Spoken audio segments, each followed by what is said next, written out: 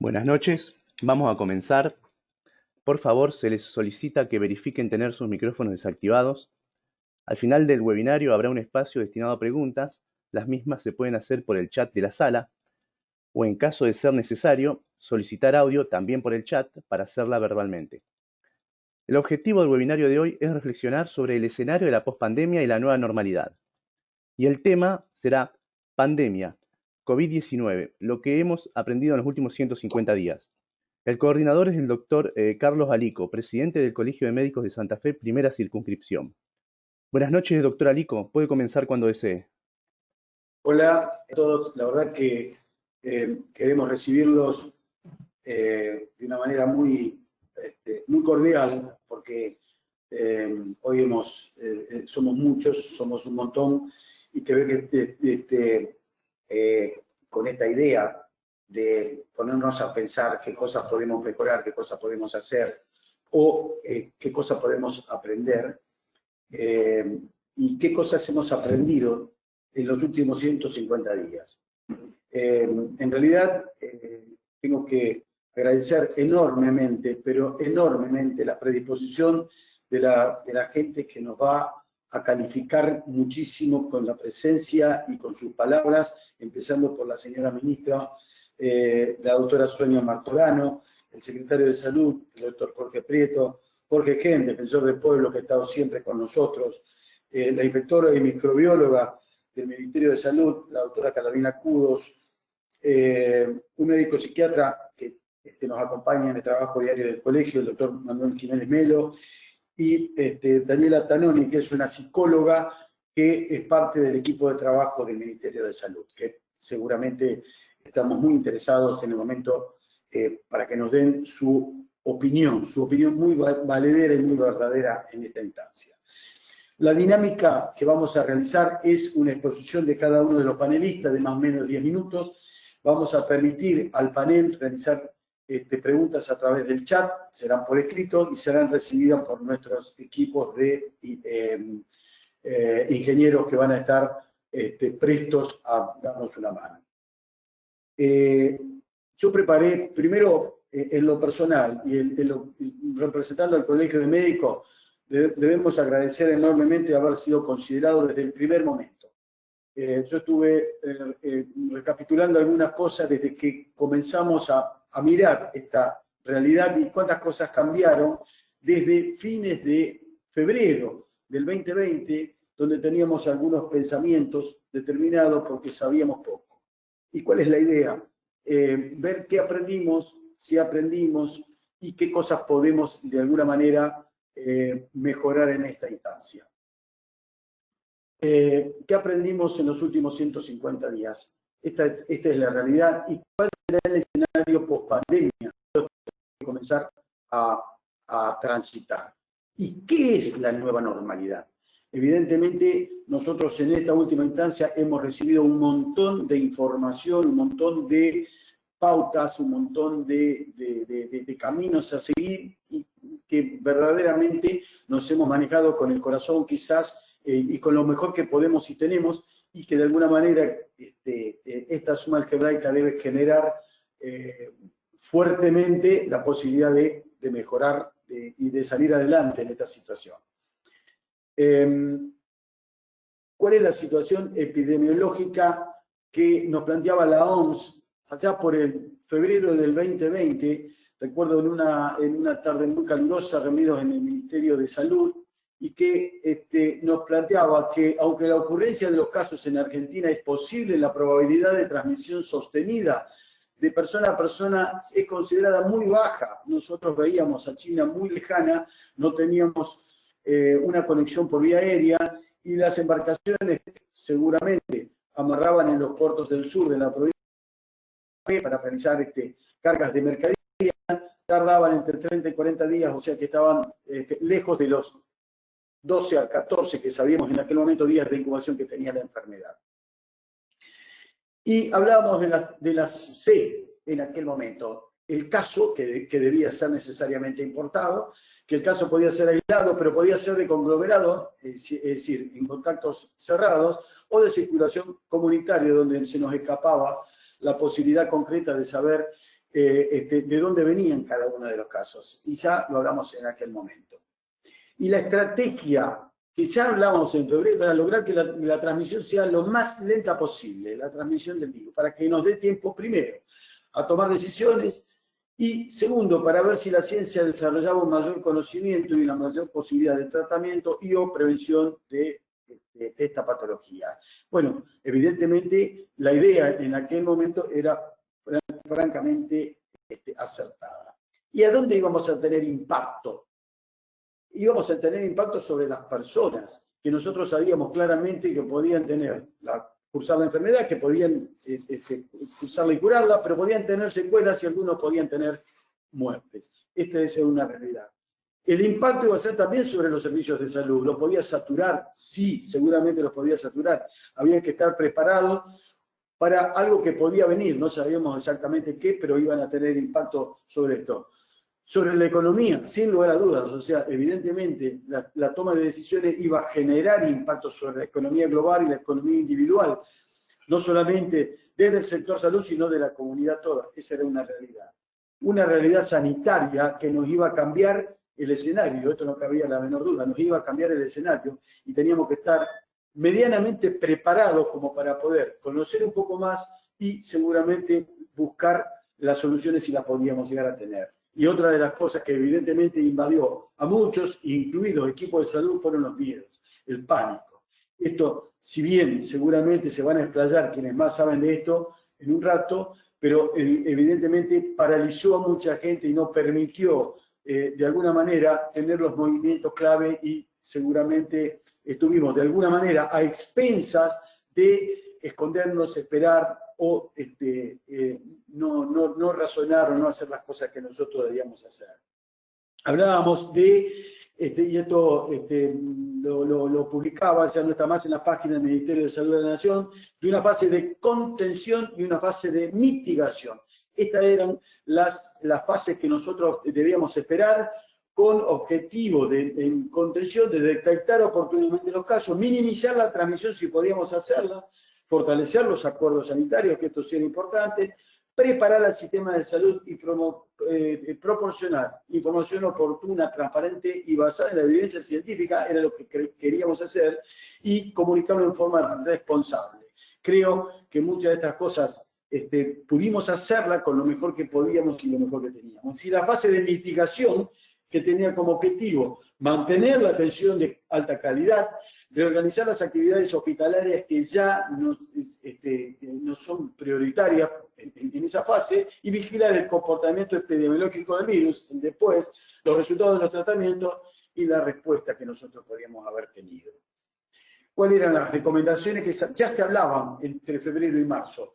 Establecer en esta fase que hemos mal llamado quizás cuarentena, determinado tipo de horarios como para organizar algunas cosas, como por ejemplo salidas en aquellas personas mayores que se consideraban de mayor riesgo, en servicios de suministro de alimentos u otros servicios de salud, o algunos que se habían permitido en aquel momento en determinados tipos de horarios. Lo mismo se hablaba de aquellos enfermos respiratorios donde se prefería que podían ingresar y circular algunos lugares donde eran, después se llamó esenciales o importantes, por ejemplo, proveer alimentos en algunos horarios especiales.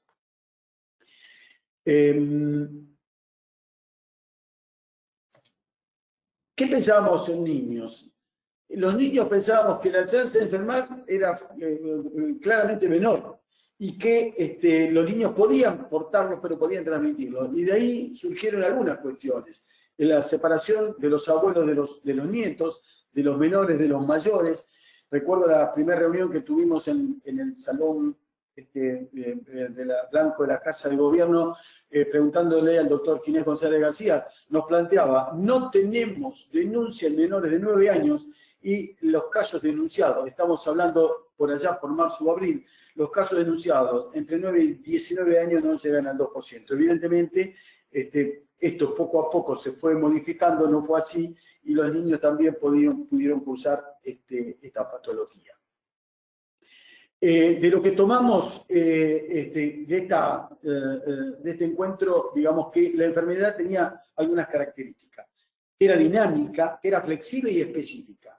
Y era dinámica por evolución, de hecho que lo demostró que era dinámica. Que las indicaciones eran flexibles, seguramente, conforme al éxito o al fracaso, o conforme a determinados tipos de estudios que fueron aplicados seguramente en algunos otros países con prioridad y posteriormente nosotros utilizando las cosas que sirvieron y aquellas que no sirvieron.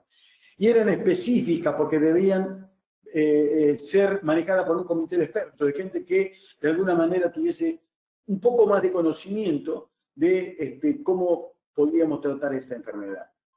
El distanciamiento que nosotros nos planteábamos en esta instancia permitía actividades de recreación. Y esto está comillado por lo siguiente. En aquel momento se planteaba que las actividades de recreación debían ser posibles, aún en épocas de aislamiento, en plazas, parques o en lugares abiertos, para no transformar el lugar en una cárcel. Y que, de alguna manera, fue de esta manera dicho, de alguna manera hacíamos que mucha gente transgrediera ese aislamiento obligatorio y saliera sin cumplir esta premisa importante que da resultados como es el distanciamiento. Hoy, los casos sospechosos los definimos como todas personas de cualquier edad que presenten 2 o más síntomas que pueden ser fiebre, tos, odinofagia, dificultad respiratoria, anomia, digeusia, que fueron los que, sacando estos últimos, los que se mantuvieron firmes en todo momento, y sin otra etiología que explique complementariamente la presentación clínica. Evidentemente, nosotros ante este aislamiento no hemos tenido lo que esperábamos con algún temor, que eran las patologías estacionales, incluida la gripe estacional, influenza, que afortunadamente la tuvimos menos y que de alguna manera nos permite pesquisar de una manera diferente verdaderamente la potencialidad de estar frente a uno de estos cuadros. ¿Qué tenemos hoy? Y esto a modo reflexivo, como para ser disparador. ¿Tenemos más conocimiento de la fisiopatología de la enfermedad? ¿Tenemos nuevos protocolos? ¿Tenemos un tratamiento específico para tratar la enfermedad? ¿Tenemos la utilización de vacunas confiables ya? Pese a que ya hay publicaciones de algunos laboratorios y algunas universidades que plantean esto. El impacto psicológico negativo del aislamiento nos compromete, tenemos nuevos miedos, nuevos temores. Son preguntas que seguramente terminarán siendo disparadores. Y definitivamente, ¿cómo será la nueva normalidad? Esto seguramente es lo que nos planteamos todos, lo que nos vamos a plantear de acá en adelante, y seguramente de esto, y ojalá podamos, seguramente estoy totalmente convencido que saquemos algunas conclusiones. Vuelvo a saludar a todos y especialmente a Sonia Martorano. Gracias, Sonia, como siempre, por tu gentileza. Sabés que de tanto tiempo que nos conocemos, es un verdadero orgullo de tenerte como amiga y además un verdadero orgullo que estés en la gestión que estás, que creo que estás en un lugar que vas a despegar con absolutamente todo éxito. Y nos vas a hablar algo de tu gestión en la pandemia. Adelante, te escuchamos atentamente.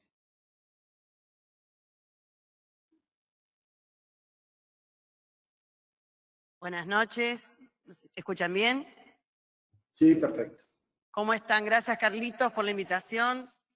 Bueno, hay mucha gente amiga, conocida, pero bueno, con Carlos hemos compartido muchos años juntos en la presidencia del Colegio de Médicos, yo en la región sur y en la región norte, y contar que no solo es un amigo, sino que fue muy lindo porque hicimos una gestión juntos, donde generamos que los 2 colegios, primera y segunda, funcionaran como corresponde, como un solo cuerpo, como una sola provincia, y eso creo que lo dinamizamos juntos, Carlitos, así que un cariño grande a todos los compañeros del colegio. Bueno, Gracias. un poco me dijiste que habláramos de cómo veíamos, acá ponés cómo será la nueva normalidad, pero qué habíamos aprendido en estos 150 días de pandemia, ¿no? Y pensándolo, digo, me gustaría primero contar un poquito cómo estamos como provincia, ¿no? Ponernos en contexto, por ahí pasamos algo después, pero ponernos en contexto y después, contar a ver qué cosas hemos hecho.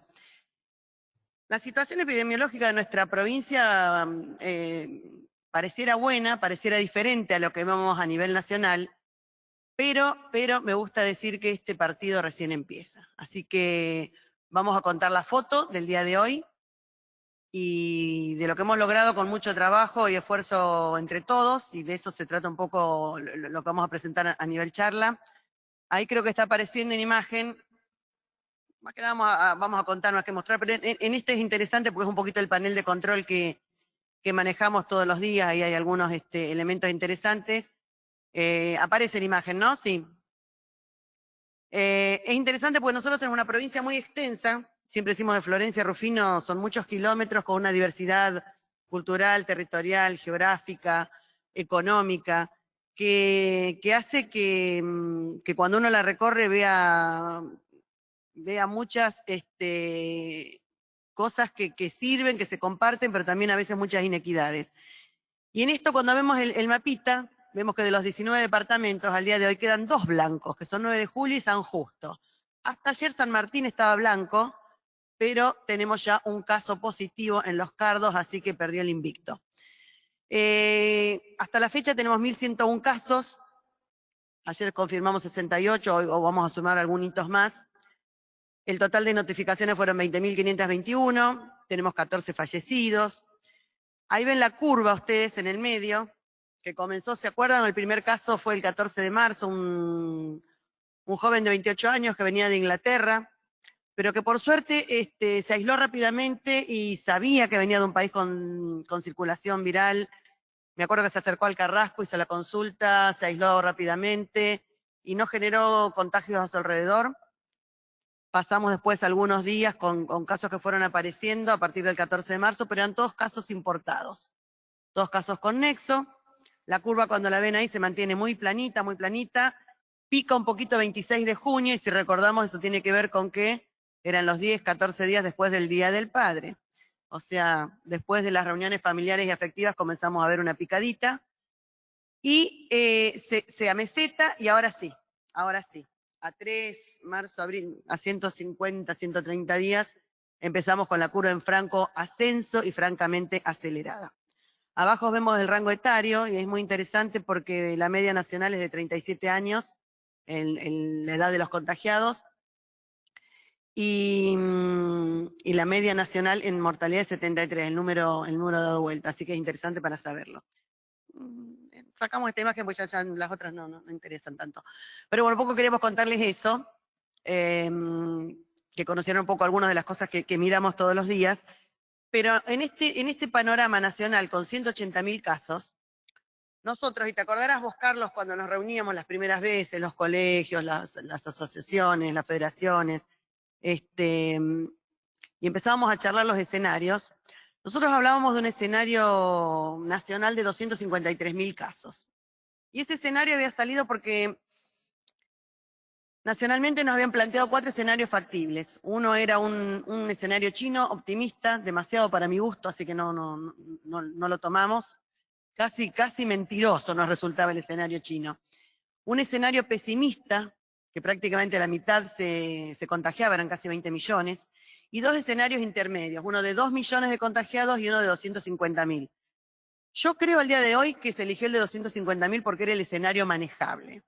Creo que 2 millones, si se presentaran a nivel país, no tengo duda que sería muy complicado. Pero bueno, en ese escenario de 253.000 sobre el que trabajamos, sobre el cual planificamos las camas, sobre el cual hicimos las compras a nivel nacional y a nivel provincia, nosotros contábamos con un 8.5% de casos en la provincia de Santa Fe, y eso daba más o menos unas 20.000 casos en la provincia. Sobre eso armamos las camas, las provisiones. Entonces, ¿qué decimos? que en una curva acelerada nacional con 180.000, hoy tendríamos que hablar en Santa Fe, si esto fuera matemático, obviamente, y medicina no es matemática, tenemos que tener unos 14.000 casos. Y tenemos 1.100. Estamos preparados, pensamos que quizás venimos con un retraso en la curva, pero de igual manera creemos que algo distinto venimos haciendo, y eso vamos a tratar de charlarlo. Estos 1.100 casos representan, y se sigue manteniendo la curva, cuando la comparamos con la nacional, en un 0.6% de la curva de los valores nacionales, 0.6%. Digo, no es menor porque Santa Fe, cuando la visualizamos en el mapa, está rodeada de provincias y más que nada de vías de acceso muy fuertes, muy pesadas. O sea, Buenos Aires, por General Lagos, la autopista Buenos Aires-Rosario, tiene un ingreso diario de 8.500 transportes. Unos 3.000 más o menos son autos y camionetas y unos 5.500 transporte de carga. O sea que fíjense que eso es diariamente solo por General Lagos. Por el norte, por el lado de Florencia, tenemos la comunicación con Chaco, al este con Entre Ríos, oeste con Córdoba. O sea que estamos rodeadas de provincias con alta circulación viral, al menos lo que es Chaco y Buenos Aires, Cabamba. Y sin embargo, se está teniendo una cierta contención. Les voy a decir otra cifra antes de ir a lo puntual, que es cada 100.000 habitantes, es una tasa que interesa. Tenemos 31 contagios cada 100.000, Córdoba tiene 60 cada 100.000, Cava tiene 2.702 cada 100.000. O sea que son números interesantes. Y de nuestros pacientes, un 60% están recuperados, y otra cosa que me gusta, porque va a tener que ver con algo que vamos a hablar, que es la solidaridad, es que tenemos de estos pacientes recuperados 60%, espontáneamente llaman a nuestro 0800 para decir, quiero donar plasma. Y esto, les cuento, no ocurre en las otras provincias. Llaman espontáneamente, quiero donar plasma. Y así lo hacen, previo a los estudios, como que son de rigor, por supuesto. Y es así que en aquellos pacientes que en nuestra provincia han estado, lo usamos en un paciente crítico, la verdad que no era la mejor opción, un paciente que tuvimos en asistencia respiratoria mecánica, diabético, panarteriopatía, lo utilizamos el plasma, el paciente mejoró pero falleció luego.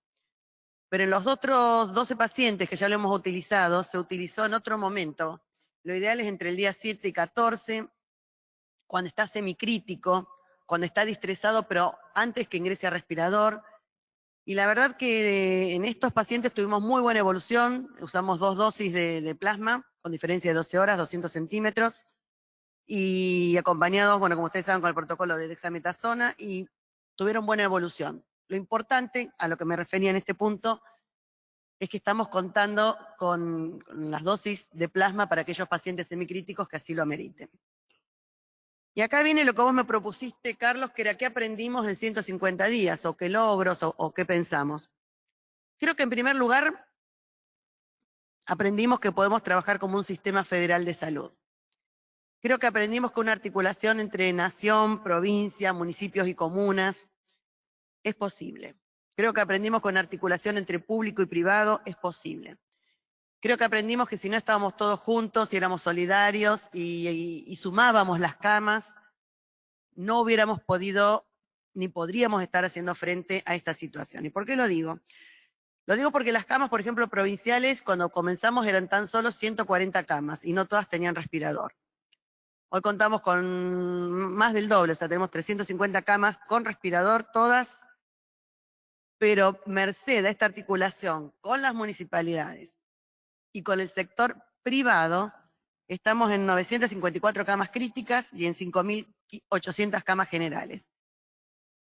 Y todo esto se hizo no solo con esta articulación público-privada, sino con un eje rector desde la nación muy importante, quien colaboró en un plan estratégico nacional, que vos un poquito lo describiste, Carlos, pero por supuesto al que como provincia adherimos, y por supuesto lo acomodamos a nuestra idiosincrasia, a nuestras peculiaridades, digamos. Pero creo que aprendimos por ese lado eso, que podemos pensar, soñar, algunos que siempre creímos que es una utopía pensar en un sistema federal de salud, quizás crisis, oportunidad, podamos soñar o comenzar a delinear un sistema nacional, un sistema federal, un sistema un poquito más solidario y un poquito más equitativo que el que tenemos. Creo que por otro lado la articulación esta también vino de la mano del fortalecimiento de los recursos humanos, porque primero, bueno, hablo del sistema de salud, de la mejoría en esto, en lo que es infraestructura, pero que el recurso humano sabemos que podemos tener camas críticas con el mejor respirador y la mejor marca, pero si no hay un recurso humano calificado, y no solo hablo del médico, sino del kinesiólogo, la enfermera, y quien colabore, no hay cama crítica que sirva. Y en esto, la verdad que como provincia debemos agradecer, por eso digo, no solo fue a nivel nacional, provincial, municipal, sino esta red amplificadora maravillosa que logramos con los colegios, con las asociaciones, con todos, por ejemplo, con las universidades, esas mesas de expertos que hicimos y a partir de las cuales todos dijeron queremos ayudar, y quien tenía un centro de simulación lo puso a disposición, y a partir de ahí pudimos capacitar a nuestros médicos, a nuestros enfermeros, a nuestros equipos de salud. Y trabajamos en los simuladores, y estas últimas semanas en simulacros en los hospitales públicos. Y eso fue también maravilloso porque lo hicimos juntos, es decir, la provincia sola o una municipalidad sola no lo hubiera hecho, pero todos los distintos actores, como digo, ya estaban los colegios, estaban las asociaciones, estaba la federación, estaba la provincia, por supuesto, pero todos juntos creo que es una de las cosas que más saco que hemos aprendido, que podemos trabajar juntos más allá de cualquier tipo de ideología, porque creo que la ideología es la calidad de vida de nuestra gente. Y si esa es nuestra ideología y si ese es nuestro objetivo, me parece que eso quedó plasmado y que Santa Fe en eso dio un ejemplo. El trabajo de información continua, los webinars que se están realizando, todo eso lo hemos aprendido. Puede ser un puntito especial porque particularmente yo recuerdo noches sin dormir cuando esto empezó porque no había barbijos. ¿Ustedes se acuerdan? Empezamos -10. Pero no porque no tuviéramos nosotros como provincia, no había. Lo bueno de esta pandemia, que no tiene casi nada de bueno, es que llegó al final y pudimos aprender, ver qué ocurría en otros países. Pero al llegar al final tampoco teníamos insumos porque los insumos se fueron terminando en el mundo. De manera tal que todo ese trabajo que hicimos desde el 20 de marzo de la cuarentena y aplanamiento de la curva y que llevó que las fechas de comienzo que estaban previstas para abril pasaran a julio, nos permitió esto, nos permitió no solo preparar la infraestructura, sino que nos permitió preparar nuestro recurso humano porque no estábamos preparados, y nos permitió la compra de estos insumos, los EPP, como decimos hoy, como si los conociéramos de toda la vida, estos elementos de protección personal con los que tuvimos que familiarizarnos, saber cuáles eran mejores, cuáles no, estas batas hemorrepelentes, todo aquello que no teníamos ni en cantidad ni en calidad, o sea que no solo conseguirlo, sino luego trabajar con nuestros médicos, nuestras médicas para el uso correcto. Sabemos que el momento de mayor contagiosidad no es cuando atendemos los pacientes, sino cuando en la transmisión horizontal. De hecho, los casos positivos que estamos viendo esta semana, especialmente en Ciudad de Rosario, tienen que ver mucho con transmisión horizontal y no tanto con atención con los pacientes. Y el otro punto sabemos que es en el vestirnos y desvestirnos, en el momento de retirarnos los elementos de protección, si no lo hacemos en forma correcta es otro momento de contagio, así que se trabajó muchísimo en eso, y ahí es donde agradecemos a todos los que colaboraron, a los colegios, a todos aquellos que pusieron toda esa capacidad y nos permitieron una red amplificadora, porque jamás podríamos haberlo hecho solos. Creo que la pandemia visibilizó cosas entonces, visibilizó inequidad económica, por supuesto, quedó mucho más expuesto que nos costaba cumplir el aislamiento, aquellas personas que estaban en condiciones de vulnerabilidad, por ejemplo, pero visibilizó también inequidad en el territorio. Nosotros tenemos quizás una cultura que también quedó visibilizada muy hospitalocéntrica, con hospitales de tercer nivel, y quizás, no en toda la región, pero en algunas regiones la atención primaria de la salud la teníamos un poco descuidada. Así que también visibilizó eso, y también que no teníamos la mejor trazabilidad. Es decir, hoy estamos trabajando en indicadores, en trazabilidad, pero bueno, son todas cosas que la pandemia fue dejando al descubierto, y vuelvo a repetir, crisis, oportunidad, se está trabajando en todo esto. También visibilizó, en cierto modo, alguna falta de articulación que existía entre nación, provincia, y que hoy, la verdad, maravillosamente se está llevando adelante entre los ministros de todas las provincias, a nivel nacional, y eso es una experiencia positiva que nos sirve a todos en crecimiento. ¿Qué oportunidades tenemos a partir de esto? Yo puedo contar las que estamos nosotros llevando a cabo. Estamos haciendo un gran refuerzo en lo que es atención primaria de la salud, trabajando en territorio, iniciando la departamentalización. ¿Por qué esto? Porque, insisto, en una provincia tan grande los corredores sanitarios a veces son complicados. Y por ejemplo, Gato Colorado deriva a Rafaela y la gente de Gato Colorado por ahí gusta más de venir a Santa Fe. Entonces, el trabajo por departamentos, siendo a veces tan grandes, especialmente en la región norte, nos está permitiendo más llegada a la gente. De manera tal que en los departamentos grandes tenemos incluso referentes en la región norte y en la región sur, en los más chicos y con un equipo podemos. El trabajo interinstitucional, que la verdad se está llevando muy bien, como decía, con colegios, asociaciones, interministerial, o sea, entre todos colaborando. El desarrollo de un plan estratégico provincial también forma parte de esta oportunidad. Por supuesto que va de la mano del plan estratégico nacional que vos un poquito contaste, Carlos, pero cortito voy a contar el nuestro, no tiene nada nuevo, pero se basa inicialmente en la detección precoz de los casos, insistimos mucho con eso porque ante el primer síntoma creemos que la herramienta fundamental fue el desarrollo del 0800, y ahí el secretario de Salud que lo veo, Jorge Prieto, tiene muchísimo que ver, es un poco el padre del 0800, y la madre del mapa de los contactos está por ahí, que es Carolina Q2, así que a los dos los saludo con mucho cariño también. Esa detección precoz, que les cuento que estos casos el 70% ingresó vía 0800, nos permite inmediatamente decirle, bueno, eso puede ser un caso sospechoso, quédese en su domicilio, y la estrategia provincial, que fue única en el país, creo que la copiamos de Sur Corea, nos criticaron bastante, pero después más o menos anduvo, tuvo que ver con que no fueran a los centros de salud inicialmente, sino que nosotros íbamos. A la fecha estamos pudiendo sostenerlo, no sabemos si con el aumento de testeos se va a poder sostener, pero al momento se sostiene.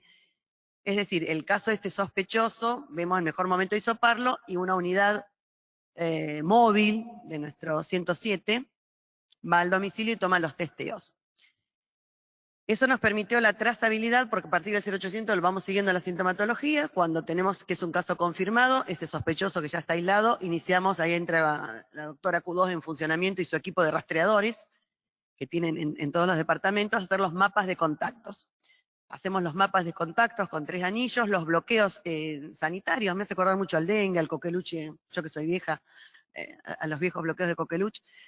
Se hace rápidamente el bloqueo, el aislamiento, que es la base de esto, bloqueo, aislamiento, insisto, el seguimiento por el 0800, y a partir de ahí, cuando hay algún síntoma positivo, por supuesto, la internación, pero si no, el alta, como venimos dando con mucho éxito. Todo esto va acompañado de un tema que nos costó quizás un poco, o un tema que todavía nos cuesta a todos, que tiene que ver con la comunicación de riesgo. Y nosotros los médicos no estamos preparados para comunicar. Siempre lo decía el doctor Maglio, que no nos enseñaron a dar malas noticias. Y a veces yo creo que no nos enseñaron a dar noticias. Y cuando pasa una pandemia histórica, impensada, una pandemia que nos interpela desde lo ético, desde lo moral, y tenemos que comunicar, y decimos, ¿cómo comunicamos sin asustar? Porque no es bueno que nuestra población esté asustada, pero sí tiene que estar informada, porque se tiene que cuidar. Bueno, fue todo un aprendizaje también. Nosotros lo que elegimos fue dar los partes diarios, periódicos, tratar de mantener una línea más o menos discursiva, les digo, pues fue toda una temática, y tratar de llevar la información con transparencia, contando lo que estaba ocurriendo, y tratar a través de ese mismo canal llevar las novedades y los cuidados. Y los cuidados hoy sabemos que no son muchos más que los que charlamos inicialmente, y que hasta que no tengamos vacuna, esto se va a sostener en el tiempo. ¿Qué nos espera en la pospandemia? A nosotros nos preocupa. Les preocupa porque les cuento, no hace mucho pensábamos que esto terminaba en diciembre, y miramos muy de cerca, personalmente seguimos mucho España y tenemos muchos contactos allá en España, tenemos amigos, de hecho. Y España, ustedes saben que comenzó a abrir, comenzó el turismo, y comenzaron los brotes, y la semana pasada casi cierran la frontera con Francia, de manera tal que como nosotros hacemos, que es aprender de lo que ocurre en los otros países, estamos aprendiendo que tenemos que pasar esto que va a ser la etapa álgida, que seguramente vamos a llegar al gran brote nacional y provincial, que luego va a bajar, pero que no podemos bajar la guardia hasta que no esté la vacuna. O sea que probablemente esto venga como una maratón de 40 kilómetros y no de 10, y probablemente hasta el 2021 tengamos que mantener al menos los cuidados necesarios. ¿Y qué nos deja la pospandemia? Yo creo que nos va a dejar un sistema de salud fortalecido. Yo creo que nos va a dejar una cultura más federal. Yo espero que nos deje una cultura más solidaria. Y yo espero que nos deje esto de saber que una cultura que en cierto modo tenemos, y muchos de los actores que están acá tenemos, de trabajar juntos, de trabajar con las instituciones, de trabajar para la gente, por la gente, y de articular constantemente con los municipios, con las comunas, con la nación, con las instituciones amigas, porque creo que va a ser la única manera de poder atravesar ya no esta pandemia, sino las consecuencias de esta pandemia. Esta pandemia va a pasar como todo, va a pasar, pero va a dejar ciertas secuelas, y ya no hablo solamente de las pulmonares que pueda haber, o las renales, o las respiratorias. Hablo de algunas secuelas que van a tener que ver con las psicológicas, con la gente que ha estado mucho tiempo en encierro, con los niños que no se han criado en estos meses con sus abuelos, y lo digo como abuela. Las económicas no van a ser menores, entonces esto va a pasar, pero vamos a tener que vivir en una nueva sociedad en la que espero que la unidad, por eso hablaba de la solidaridad bien entendida, y que la unidad creo que puede ser nuestro escudo y quizás nuestro futuro. Bueno, nada más. Gracias, Sonia. Clara, y como te dije cuando te invité, brillante. Así que verdaderamente creo que has dado un diagnóstico de situación que lo hemos entendido todos y hemos aprendido, sinceramente.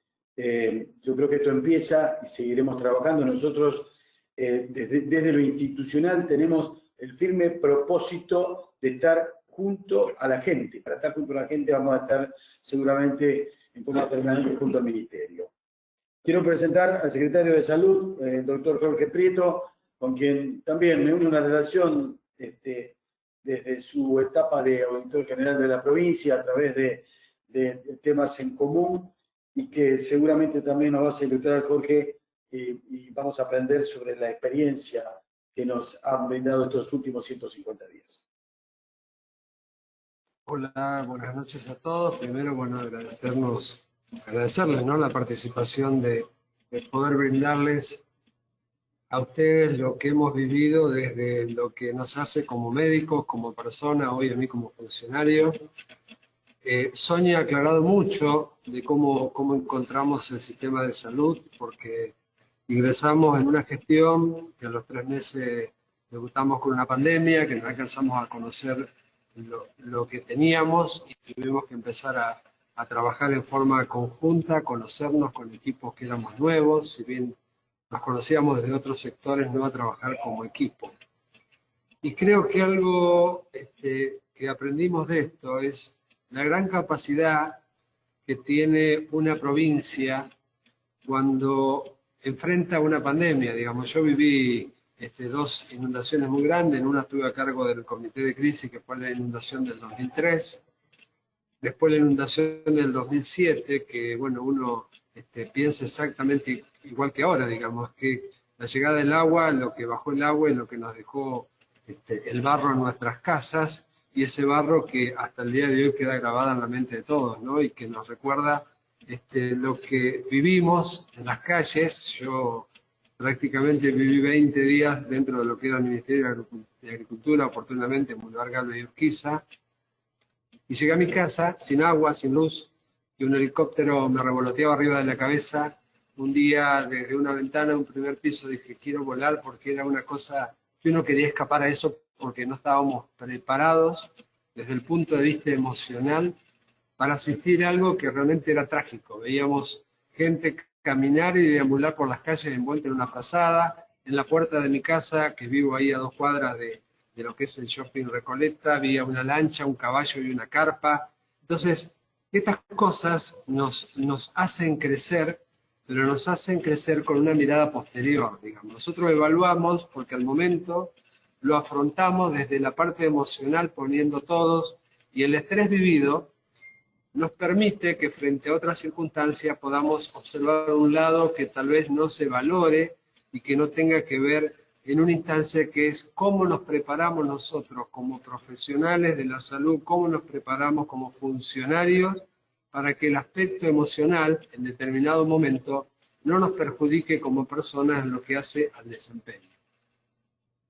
Tomando esto como una generalidad, no que me quiero hacer un experto en ningún tipo de tragedias ni nada por el estilo, pero el impacto y el porcentaje en lo que hace a la importancia de la forma de vivir que tenemos hoy, sin duda nos va a marcar una forma diferente de mirar todos los procesos, desde la adaptabilidad que vamos a tener hoy al sistema sanitario hasta lo que hace a la creatividad. Nosotros hemos diseñado sistemas creativos que lo tuvimos que improvisar, como dijo Sonia, en una etapa cuando decíamos cosas muy contradictorias en lo que hace la discursiva, salíamos a decir lo que escuchábamos y estudiábamos, y a los 2 días nos teníamos que desdecir, como el uso de un tapaboca, que nunca me acuerdo cuando ensayaba Sonia con 2 gomas para hacer un tapaboca de tipo casero, y creo que era una estrategia de defensa que teníamos porque no llegaban ni los barbijos, no llegaban ni los equipos de protección personal, y teníamos una asistencia,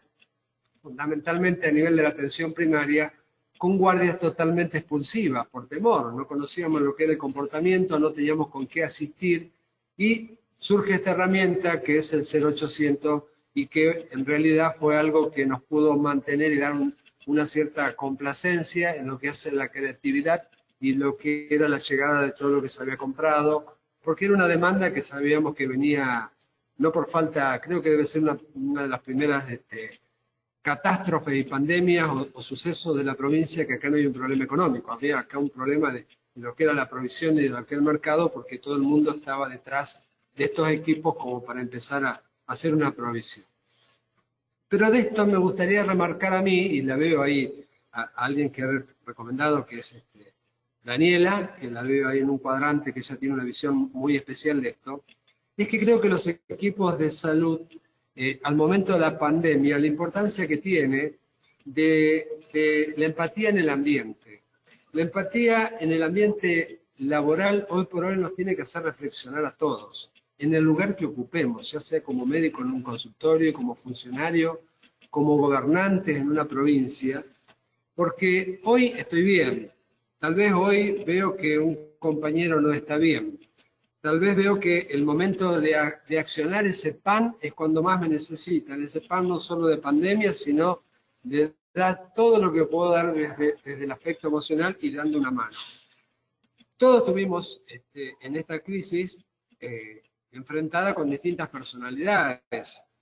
Por eso es que yo hago un llamado fundamentalmente a lo que hace a la tolerancia, a lo que hace a ser tolerante y enjuiciar al otro, porque nosotros tenemos un equipo de salud que hemos enfrentado situaciones muy dispares, que tienen que ver también con cosas que nos han faltado en la trayectoria, con conformación de un equipo que tratamos de integrar, pero siempre trabajando en una línea que era lo que los demás estaban esperando de nosotros. Y sobre todo creo que se ha constituido un equipo que, si bien es un equipo que tal vez tendría que ser más de primera aún que lo que tenemos, nos respetamos y somos empáticos con la situación que estamos, y estamos viviendo fundamentalmente lo que es en las emociones. Si tuvieras que decir cómo nos ha cambiado esto, y sí, esta nueva normalidad que vos decís, Carlos, tiene que ver fundamentalmente que tenemos un nivel de una nueva forma de vivir. en lo que hace en nuestra vida personal, en lo que hace en nuestra vida familiar, en lo que hace a nuestros temores, a las relaciones sociales que tenemos, y a cosas que en determinado momento nos han actuado como fusible o como un espada interior que nos ha reconfortado. Pero sin duda de cómo hemos entrado esta pandemia, igual no saldremos. Esto va a ser una nueva forma de vivir, un nuevo estilo, una nueva costumbre, un nuevo hábito y nos dirá lo que seremos a futuro. Yo creo que es fundamental que en esta pandemia se tenga en cuenta algo, que es la salud mental de todos los trabajadores, la salud mental de todos los equipos, de todos los que asisten y que están en la vida luchando contra el temor de lo que hace que no haya más contagio y tampoco a contagiarnos. Entonces yo creo que en esta pandemia de inicio en los equipos yo tendría que decir cómo lo estructuraría a futuro, haría una convocatoria interdisciplinaria, constituiría un comité que tenga que estar estructurado y armado, que no tengamos que armarlo, que exista funcionalmente y que digamos la cuarta, la tercera, la primera, cuál sería la pata de inicio de esta pirámide para enfrentar una pandemia.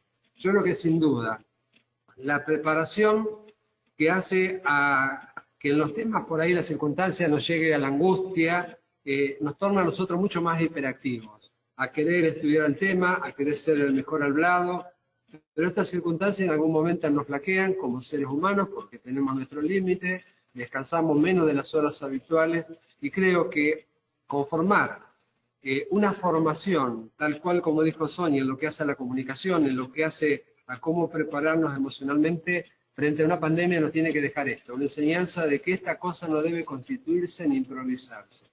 Lo dijimos en el 2003, tenemos que tener una capacidad operativa cuando digamos a qué existe un comité, a qué existe algo que va a funcionar como cabeza, que no tengamos que convocarlo, que automáticamente exista como una normativa de Estado para que sea lo que tengamos que enfrentar, tengamos la herramienta armada, que lo único que falta sean los protagonistas que ocupen cada uno de estos lugares.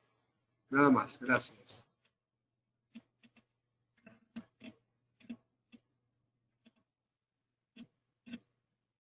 Gracias, Jorge. Muy claro también. Sabía que así iba a ser y coincido totalmente con tus palabras. Ahora quiero presentar a Jorge Gen, que ha estado siempre con nosotros. Esto es una realidad. Desde aquellos momentos que hablábamos sobre la discriminación de los equipos de salud, desde aquellas notas en los ascensores de los edificios, hasta la discriminación en algunos casos de personas que se enfermaron de COVID, quizás en sus áreas de trabajo sin haber transgredido, o como mínimo, por lo menos sin haberlo hecho de una manera voluntaria. Así que, Jorge, desde la Defensoría queremos que nos des tus palabras de la experiencia en estos últimos 150 días. Primero, bueno, saludar al presidente del colegio, a Carlos, a la ministra. La verdad que es un gusto y un honor poder escucharla y poder dar cuenta más de su compromiso para una salud pública que esté a la altura de las circunstancias, los funcionarios.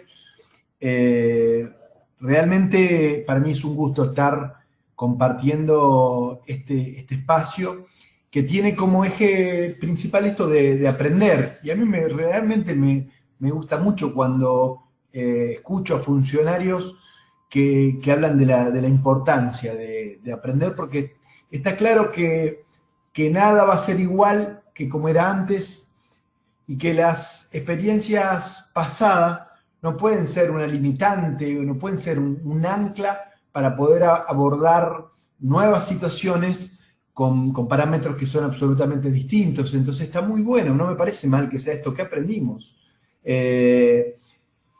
Y también, digamos, como lo hiciera la ministra y el secretario, valorar desde una institución como es la Defensoría del Pueblo, que también está en la primera línea de atención de todos los ciudadanos y de todas las ciudadanas. Realmente, como lo decía el presidente del colegio, nosotros también festejamos este vínculo de profunda colaboración y también con las otras instituciones, con el Ministerio, con la Secretaría, han estado siempre prestos a colaborar con la Defensoría cuando fuera necesario. Y también festejar este encuentro, ¿no? de este cara a cara virtual, en clave de pandemia, digamos, ¿no? Donde podamos compartir como se está haciendo, experiencias y aprendizajes. Vuelvo a rescatar esa palabra tan importante. Han pasado más de 150 días desde la primera vez que empezó a aparecer en nuestra región el coronavirus y empezamos a hablar de una crisis sanitaria global que afecta fundamentalmente a los sectores más postergados. Por eso es que festejamos esta convocatoria.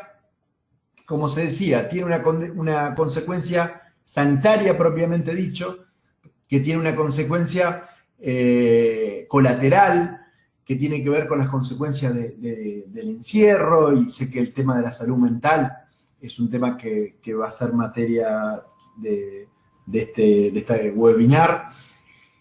Yo quiero ahí aportar el tema de la violencia. Es un tema complejo que excede quizás las facultades de este ministerio, pero estamos relevando y tomando notas que cada vez más aparece esta violencia doméstica, esta violencia machista, y que tiene que ver también con el contexto del encierro, porque se le dice quédate encerrado, y esto está bien desde el punto de vista sanitario, pero conlleva otro tipo de problemas, habida cuenta del modelo de sociedad que tenemos.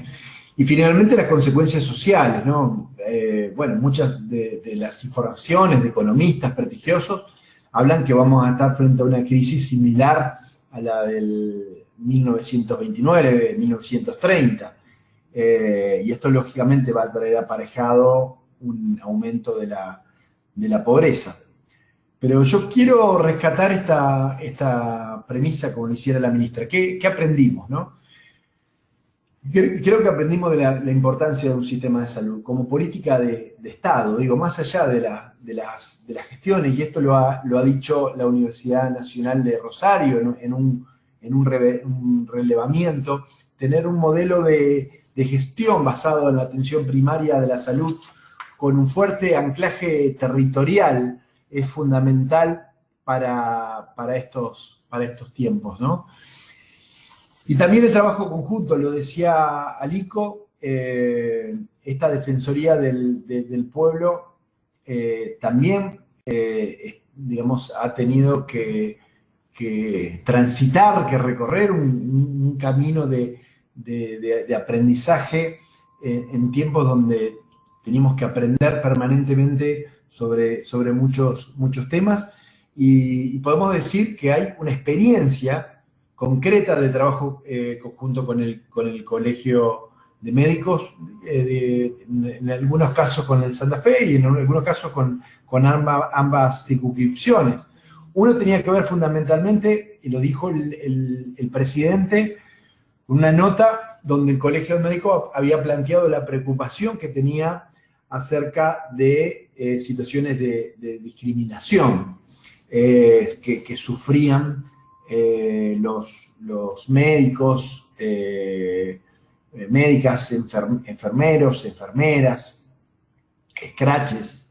En ese sentido, la Defensoría del Pueblo inmediatamente se constituyó como una mesa de entrada, donde recibió diversos reclamos y donde generó determinadas herramientas, en algunos casos psicológicas, asistenciales, y jurídicas frente a estas situaciones. Esto, reitero, lo hicimos a partir del trabajo y de la relación que hemos construido en este tiempo con el Colegio de Médicos de Santa Fe. La otra es la cuestión que está directamente relacionado con otras patologías no COVID. Nos explicaban que es importante enviar mensajes claros a la población en el sentido de que se sigan haciendo chequeos, y que ya había indicadores que hablaban de una fuerte caída de la cantidad de consultas, inclusive en algunos casos cercanas al 75%, si lo referenciábamos con respecto al año pasado, el mismo mes, y que esto podría llegar a tener algunas consecuencias en términos de problemas relacionados con el ACV, cardiología, oncología, diabetes, bueno, enfermedades crónicas en general. Yo quería brevemente leerles parte de algunas cuestiones que hizo esta Defensoría en este último tiempo en el área. Atendió problemas con efectores de salud de la provincia y atendió fundamentalmente a obras sociales.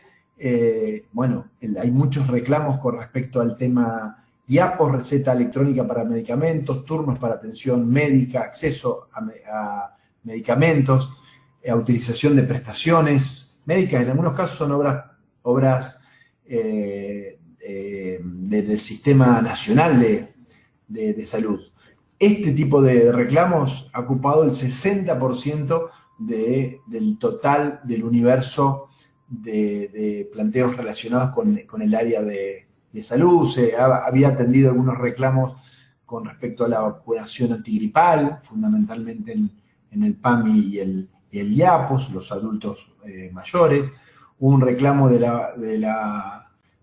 varias ONG relacionados con el parto respetado.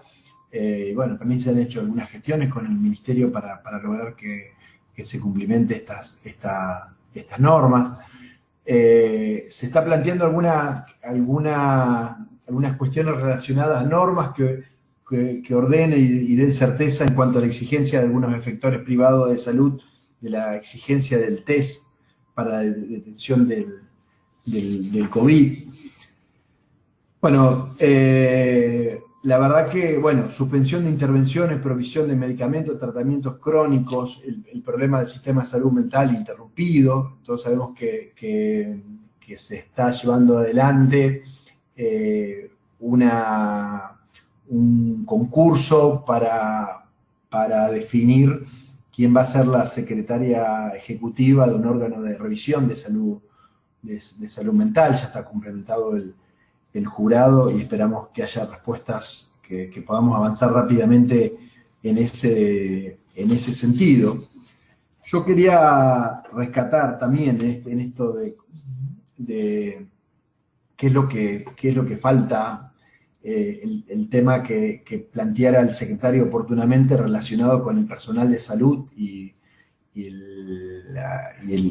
los temas relacionados con la ansiedad y la depresión. Es cierto que, como decía muy bien la ministra, por lo menos los datos de contagio hablaban más de una transmisión horizontal, decía ella, más que una transmisión relacionados con pacientes.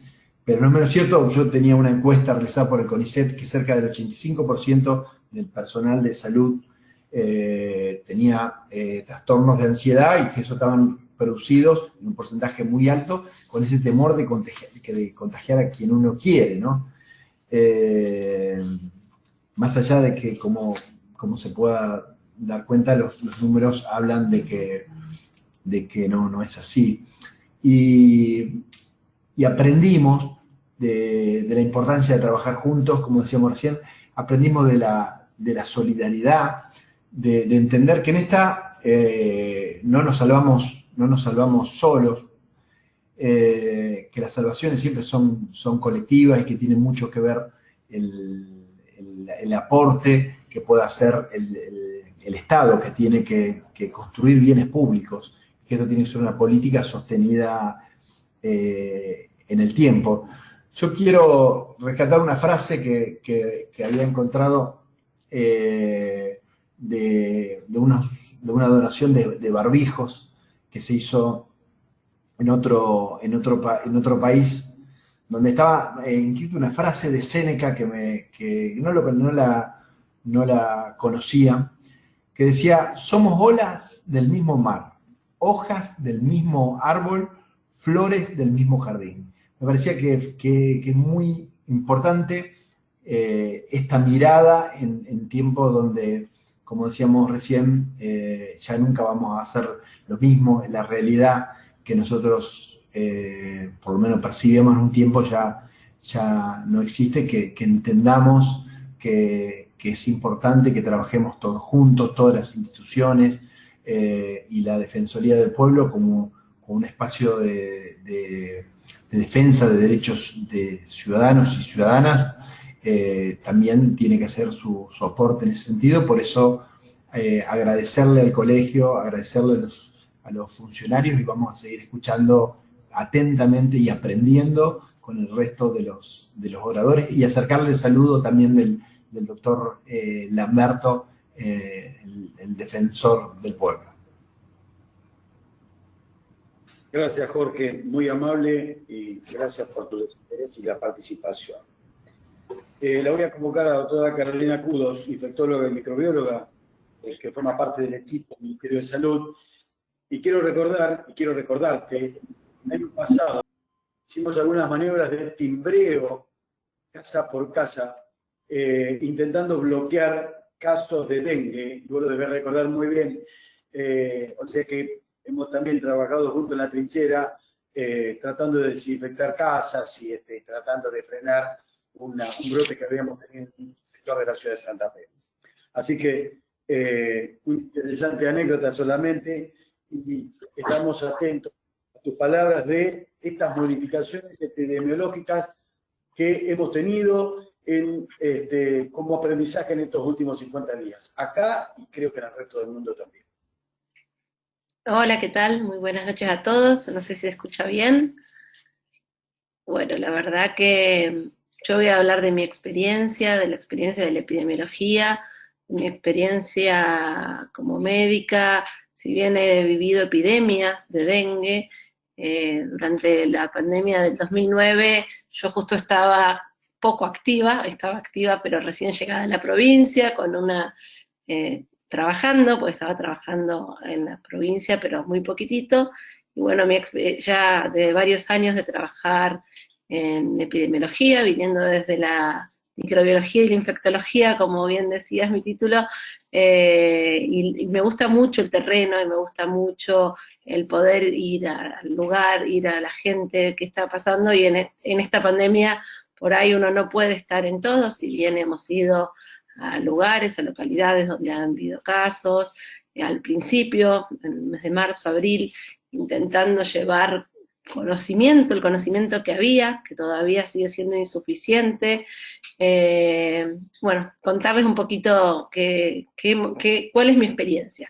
Lo que a mí me parece que es bueno poder remarcar, el saber que una vez más no tenemos la verdad, no tenemos todo el conocimiento, entonces poder decir una cosa y con tranquilidad poder decirle a la gente, no sé si está perfecto, porque por ahí la semana que viene o por ahí en 3 horas digo una cosa diferente.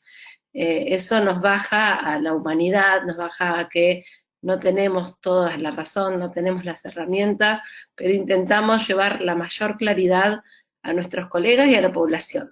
Eso en primer lugar, porque es muy difícil, hay mucha demanda de quiero saber qué pasa, bueno, ya dónde estamos, qué tengo que hacer, y nosotros para eso, yo lo intento hacer desde mi lugar, manejando un equipo que, si bien el equipo chiquitito de epidemiología es muy pequeño, tenemos llegada a toda la provincia, tanto del público como privado, siempre desde hace muchos años mucha gente tiene mi teléfono, y siempre intento, dentro de lo posible, responderle a todos, bueno, llevarles lo que íbamos sabiendo, y la respuesta que teníamos, y la respuesta que tenemos, y ahora a veces uno dice, uy, hace un tiempo decíamos una cosa y ahora decimos la otra, y no importa, lo importante es decirlo sabiendo que es lo mejor para, dentro de lo que uno piensa, es muy difícil llevar un conocimiento cuando algo no estamos seguros. Cuando Sonia dijo de usar el barbijo social, yo dije, yo nunca en la vida voy a salir con el barbijo social puesto a la calle,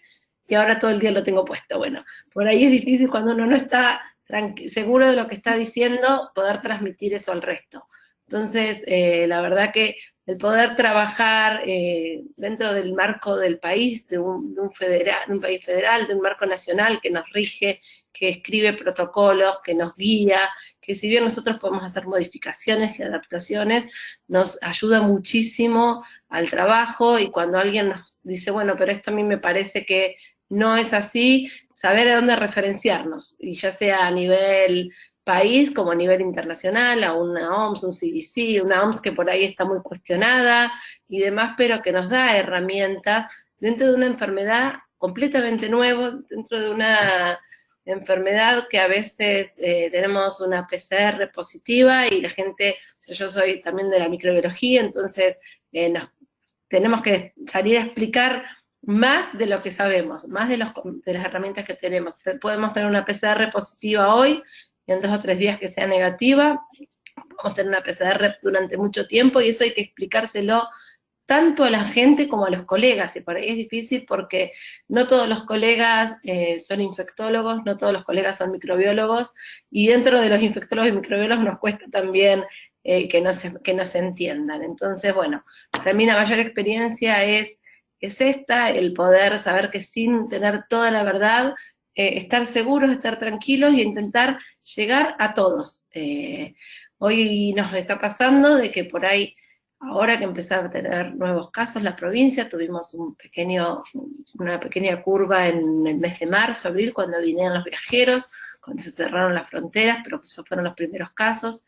En el mes de junio hubo más casos también, sobre todo en algunas localidades, pero ahora, sin embargo, tenemos un repunte de casos muy importante, con un aumento que ya tiene más del doble de la curva, cuando uno ve los picos que estuvimos viviendo con respecto a los anteriores, porque afectó a grandes localidades, sobre todo a Rosario y al Gran Rosario, y donde también esto es producto de que estamos ya no en una etapa de aislamiento, sino de distanciamiento social, ya con muchas actividades abiertas. Y muchas colegas o mucha gente que en teoría nos estábamos preparando de hace tanto tiempo, o instituciones, intendentes, dicen, ¿y ahora qué hago si tengo un caso? Y nosotros decimos, pero hace 3 meses, 4 meses que estamos preparándonos para tener casos. Entonces, bueno, poder ver, bajar, entender qué es el miedo, porque uno pensaba que esto estaba lejos y que nunca iba a venir. Con Sonia al principio, cuando nos llamaban de los puertos, que tuvimos que ir a Puerto General San Martín pensando de que a ver si venía un barco chino era el problema, si venía un barco chino que por ahí no venía de China y venía de otro lado y solamente era la bandera china, y era el miedo, estaba focalizado ahí en los barcos, y sin embargo ahora se pasó un poco el miedo en la población general. Al menos hay algunas personas que no tienen miedo, o también es un modo de subsistir de las personas, de intentar no tener miedo, porque necesitamos volver, todos queremos volver a la normalidad, y yo creo que la normalidad no la vamos a tener tan pronto. Otra de las cosas que sí me preocupa en lo personal y que intento trabajar siempre es no desatender otras patologías, porque lamentablemente tuvimos el fallecimiento de una persona por fiebre hemorrágica argentina que probablemente a raíz de este miedo no consultó en forma oportuna, estuvo 6 días en su casa con fiebre sin salir de su casa a consultar al médico.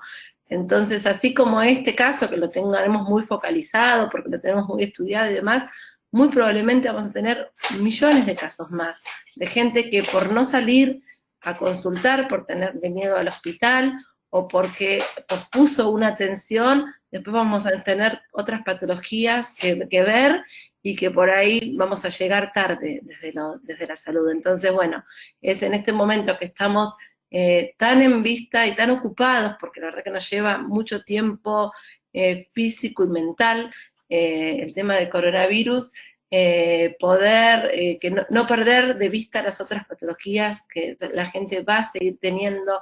El tema de la vacunación es algo que nos preocupa de sobremanera. Tenemos una cobertura muy baja, sobre todo hasta los 18 meses de vida, y eso lo tenemos que trabajar. A mí me preocupa mucho la tuberculosis, una enfermedad que también es un mal de la sociedad, de la pobreza, y sabiendo que en la pospandemia vamos a quedar más pobres, bueno, no tenemos que permitir un aumento en el número de casos, y bueno, son todas las cosas que uno va trabajando. La verdad que con un equipo de trabajo, algunas personas que conocíamos, otras que no conocemos, intentando sumar siempre gente, intentando, yo soy muy temperamental, así que los que me conocen saben que soy así, pero muy frontal también. Entonces, bueno, por ahí cuesta algo, pero bueno, de vuelta me repienso, pienso cómo podemos hacerlo mejor, pienso cómo poder que le sirva a la población, porque a mí, desde mi lugar y desde mi trabajo, lo que necesito es que le sirva tanto a los colegas como a toda la población, porque creo que todos los que estudiamos una carrera como medicina, es una carrera social. Entonces, por más que nos guste la ciencia, el estudiarlo y demás, estamos pensando en el bienestar de todos, y eso es lo que nunca podemos dejar de lado. Bueno, no tengo tanta experiencia como el resto, la verdad que cansada, así que es difícil hablar desde el cansancio, muy, muy cansada, pero bueno, comunicándoles esto de que, y por ahí si uno contesta mal, que entiendan que es porque por ahí, ahora no sé si estaban, pero me sonó el teléfono 10 veces mientras que estoy en la conversación, entonces uno tiene que estar apagándolo, eso a veces es difícil y no todo el mundo lo piense. Bueno, estoy abierta a preguntas, pero dejo el lugar al resto de los participantes que tienen que hablar, que todavía queda un par de personas. Muchas gracias. Gracias, Carolina, muy amable y muy clara, por supuesto. Y lo voy a convocar ahora al doctor Manuel Jiménez Melo, que es un médico psiquiatra, forma parte del equipo médico del Colegio de Médicos de Santa Fe, y para comprometerte en algo que incluso habíamos conversado con parte del equipo de salud del Ministerio. Manuel, ¿cómo ingresamos y cómo salimos de la pandemia desde el punto de vista psicológico? Bien, en primer lugar agradecer la invitación a compartir este espacio de aprendizaje y de debate. Lo que me sorprende muy gratamente también es el nivel de humildad que tienen estas personalidades, teniendo muy en cuenta que la humildad es lo que indudablemente nos va a acercar más al conocimiento. A ver, la pandemia nos toma o comienza en un momento muy difícil desde la salud mental, donde previo a este problema había valores crecientes en lo que era la prevalencia y la incidencia de patologías que tienen que ver con la salud mental, principalmente los trastornos de ansiedad y todas sus variantes, los síndromes depresivos, los consumos problemáticos, que es un tema que hoy está pasando un poco de costado, y evidentemente porque el foco está puesto en otro lado, pero que tienen incrementos exponenciales, no solo de drogas ilícitas, sino de drogas lícitas como el alcohol. El último estudio argentino de epidemiología del año 2018 nos marcaba que 1 de cada 3 personas ha tenido, tiene o tendrá algún síntoma o patología en la salud mental. En ese mismo año se confeccionaron y se prescribieron 102 millones de recetas de ansiolíticos en el país, y aproximadamente había 8,5 millones de personas bajo tratamiento de salud mental. Imaginando y pudiendo observar este terreno, agreguémosle el combustible a este incendio que vino a dar la pandemia. Evidentemente la pandemia modificó el estilo y las conductas de vida de toda la población y de gran parte del mundo, generando diferentes estados, obviamente estos aumentos de los estados de tensión, de ansiedad, de miedo, que por un lado genera problemas, pero por otro lado también, yo siempre digo que el miedo también genera oportunidades. Toda crisis también es oportunidad de cambio, pero el miedo también, si se lo puede utilizar en forma positiva, también nos puede llevar a buenos lugares. ¿Por qué? Porque ante una situación de miedo uno tiene aumentado la alerta, y ante el aumento de la alerta uno tiene mayor capacidad de tomar decisiones. Obviamente tiene que tratar de despojarse, como decía el doctor Preto hoy muy claramente, tratar de, en el funcionamiento, despojarse de lo afectivo, en lo cual uno también se ve envuelto en estas situaciones, y además que también estamos inmersos nosotros también en un aprendizaje. Esto también es una situación nueva. Si bien hay una vasta experiencia en el campo de la salud mental en lo que tiene que ver con las situaciones de desastres, cada situación tiene sus particularidades y esta no es la excepción. Entonces, esta situación que genera en la gente, un estado de incertidumbre, esta incapacidad de proyectarme hacia el futuro, no sé qué va a pasar, también en estos vaivenes del aprendizaje que hubo desde el inicio, en donde, como bien decían hoy, un día se decía una cosa, a los 2 días había que desdecirse, porque también formaba parte de este aprendizaje, esta incertidumbre y esto no sé para dónde ir fue acrecentándose. Y eso evidentemente no es gratis, eso no es gratuito, eso genera sintomatología, genera nuevos casos e incluso descompensaciones de casos previos. Entonces, digo, yo no sé si es tan importante de dónde, o por lo menos a mí no me preocupa tanto de dónde venimos, porque esa es una situación que, digamos, no solamente conocida por los que nos dedicamos a esto, sino por la gran mayoría de la gente. Sino que a mí lo que más me preocupa en este momento son los procesos, este proceso, cómo llevamos este proceso de la mejor manera, apuntando a un futuro que yo no veo tan claro y además que me parece que yo no soy tan positivo acerca del futuro, tengo una visión un poco más negativa si se quiere. Después lo voy a desarrollar un poquito más, pero digo, mientras tanto, la pregunta que surge siempre en el consultorio o en la vida en general, en la vida de relación, en los vínculos, es ¿cómo hacemos para sobrellevar esta situación de la mejor manera? Insisto con esto también constituye un aprendizaje diario porque la dinámica también de la pandemia va cambiando y nos va obligando a generar a veces golpes de timón como para sobrellevar un poco mejor la situación. En primer lugar, a mí lo que me parece que es lo más importante, y sobre todo desde los entes gubernamentales y de las asociaciones científicas, de los colegios profesionales, es, primero que nada, no negar la situación. La situación existe, está, tampoco agrandar más la situación de lo que es. Esto también se ve muy marcado en el bombardeo de información de los medios que tienen gran penetración, los medios nacionales, donde se repiten permanentemente, parece que fuese un concurso a ver cuántos muertos hay, a ver si ayer estamos medio morboso, a ver si ayer estábamos mejor o peor. Digo, es buena la información, yo creo que como decía hoy también muy correctamente la ministra, es importante, y la decisión que se tomó, sobre todo a nivel provincial, de bajar la información desde la realidad, eso hace que nos acerquemos un poquito más a ciertos lugares de certeza, que es lo que más necesitamos. Evidentemente también fomentar la evitación de estas conductas de estigmatización, de rechazo, de discriminación que vimos mucho al principio, pero que no han cesado, que se siguen presentando.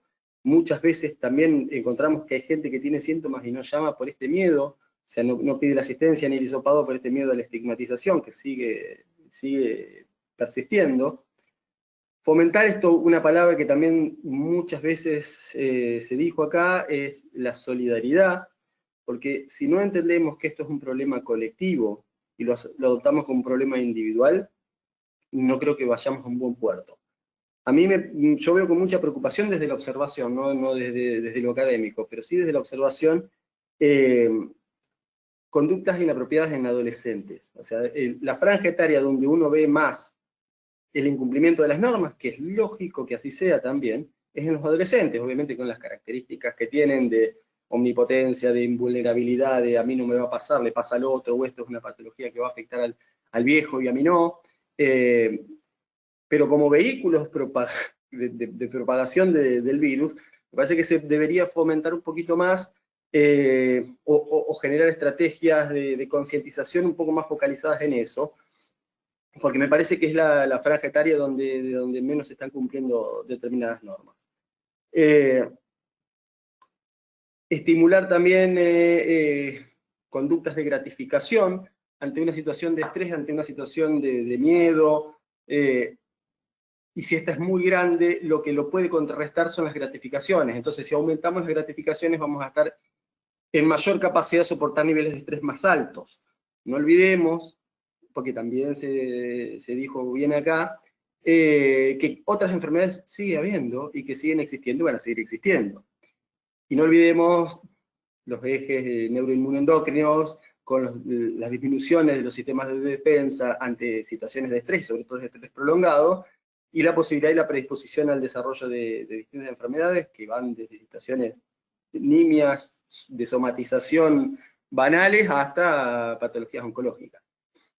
Entonces, yo estoy absolutamente de acuerdo con que hay que fortalecer mucho el campo de la salud mental, hay que esperar, como decía hoy, probabilidad de aumento exponencial de los casos de patologías en la salud mental, que si bien hoy ya lo estamos viendo en la práctica, yo creo que todavía no se refleja la realidad de lo que va a hacer eso, las consecuencias que va a generar a nivel de la población, un poco anclando también con esto del aumento de los niveles de violencia, la violencia intramuros, si se quiere, valga el término carcelario. Pero digo, intrafamiliarmente hay mucho más contacto, también esto predispone a que vaya más roces, no solamente a veces no llegando a los extremos de la violencia, pero sí física, digo, pero sí de la violencia verbal. Hay muchas situaciones que tenemos que empezar a ver, a visualizar, porque tampoco podemos olvidar que previo a la pandemia ya se pronosticaba que los síndromes depresivos, los trastornos de ansiedad, pero sobre todo los síndromes depresivos, iban a ser la enfermedad más prevalente para mitad de siglo, por sobre las patologías oncológicas, por sobre las patologías cardiovasculares.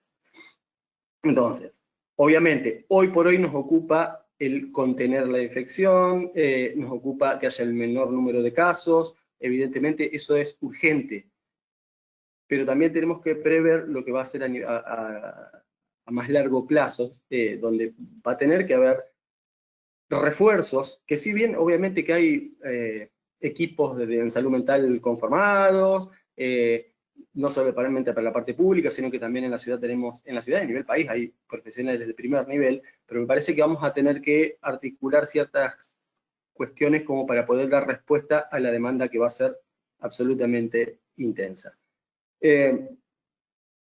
No mucho más para decir, por ahí voy a dejar el lugar también a la psicóloga que va a hablar después de mí.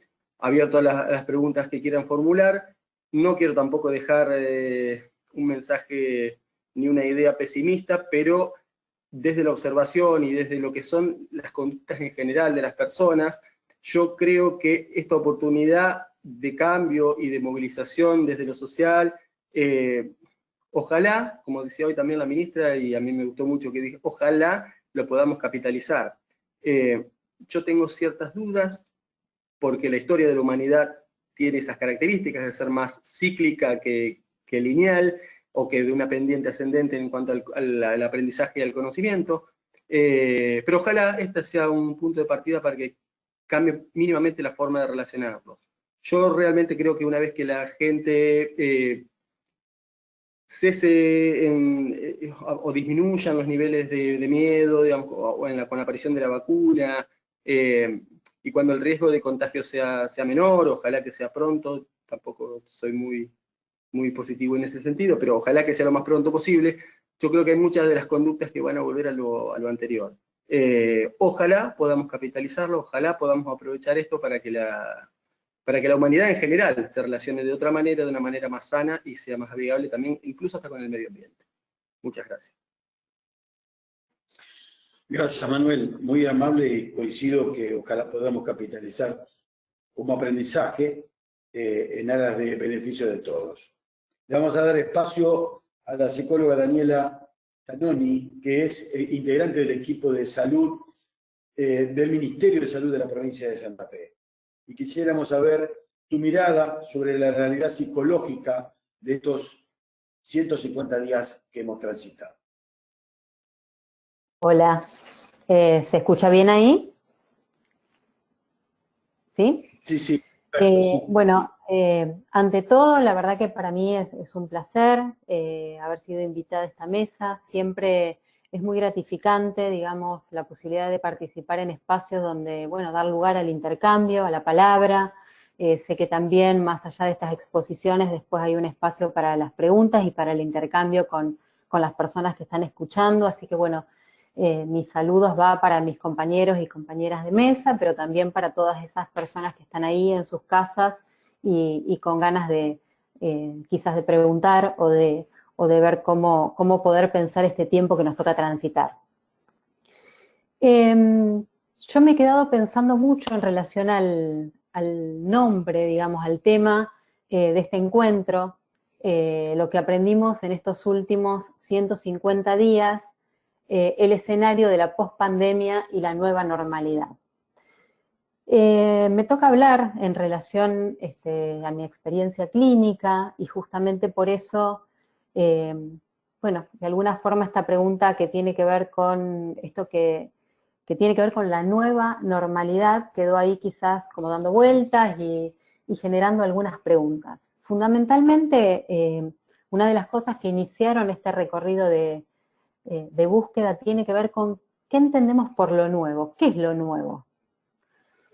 Y en realidad me quedaba ahí pensando, y voy a tomar un término que trabaja el psicoanálisis, que tiene que ver con la contingencia, para poder pensar justamente la pandemia como algo que es del orden de la contingencia. La contingencia nada tiene que ver, digamos, con un encuentro, con algo que uno espera, sino que justamente tiene la fuerza de eso que viene a irrumpir, que viene de alguna manera a poner un corte, como decía recién, una disrupción entre esa normalidad que de alguna manera nosotros concebíamos como tal y eso que de alguna manera aparece ahí.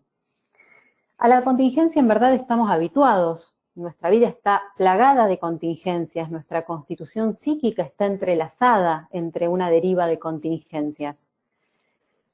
Pensaba entonces que lo nuevo no viene por ahí, digo, no viene porque algo pueda sorprendernos, pero sí me quedaba pensando en esta línea en algo que la otra vez me decía una mujer, un enunciado que me pareció súper interesante para compartir hoy, y ella decía, bueno, mira, me decía, en otros momentos de mi vida, cuando yo tenía una situación que no me gustaba o me sentía mal por algo, pensaba, me armo un bolso y me voy, me tomo un avión, me voy, pero en este momento, decía ella, no hay lugar a donde irse, el mundo está tomado por esto.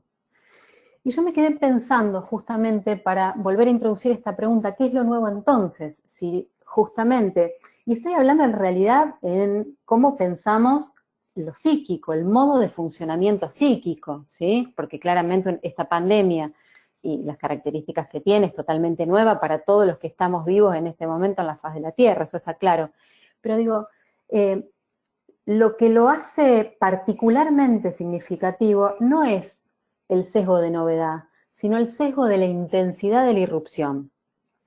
Y esta irrupción tiene que ver, por un lado, con una magnitud altamente colectiva, digo, ¿no? Porque esto que decía esta mujer es, bueno, no hay lugar en el mundo ha sido tomado por algo imprevisto, por algo nuevo, por algo que no podemos medir, por algo que, sí, claramente, digo, ¿no? En relación a las estadísticas, pero que desde lo subjetivo, desde lo emocional, digo, esto que planteaban recién, digo, de esto que tiene que ver con lo afectivo, hay una dificultad muy grande de poder predecir, de poder pensar, de poder proyectarse en ese aspecto.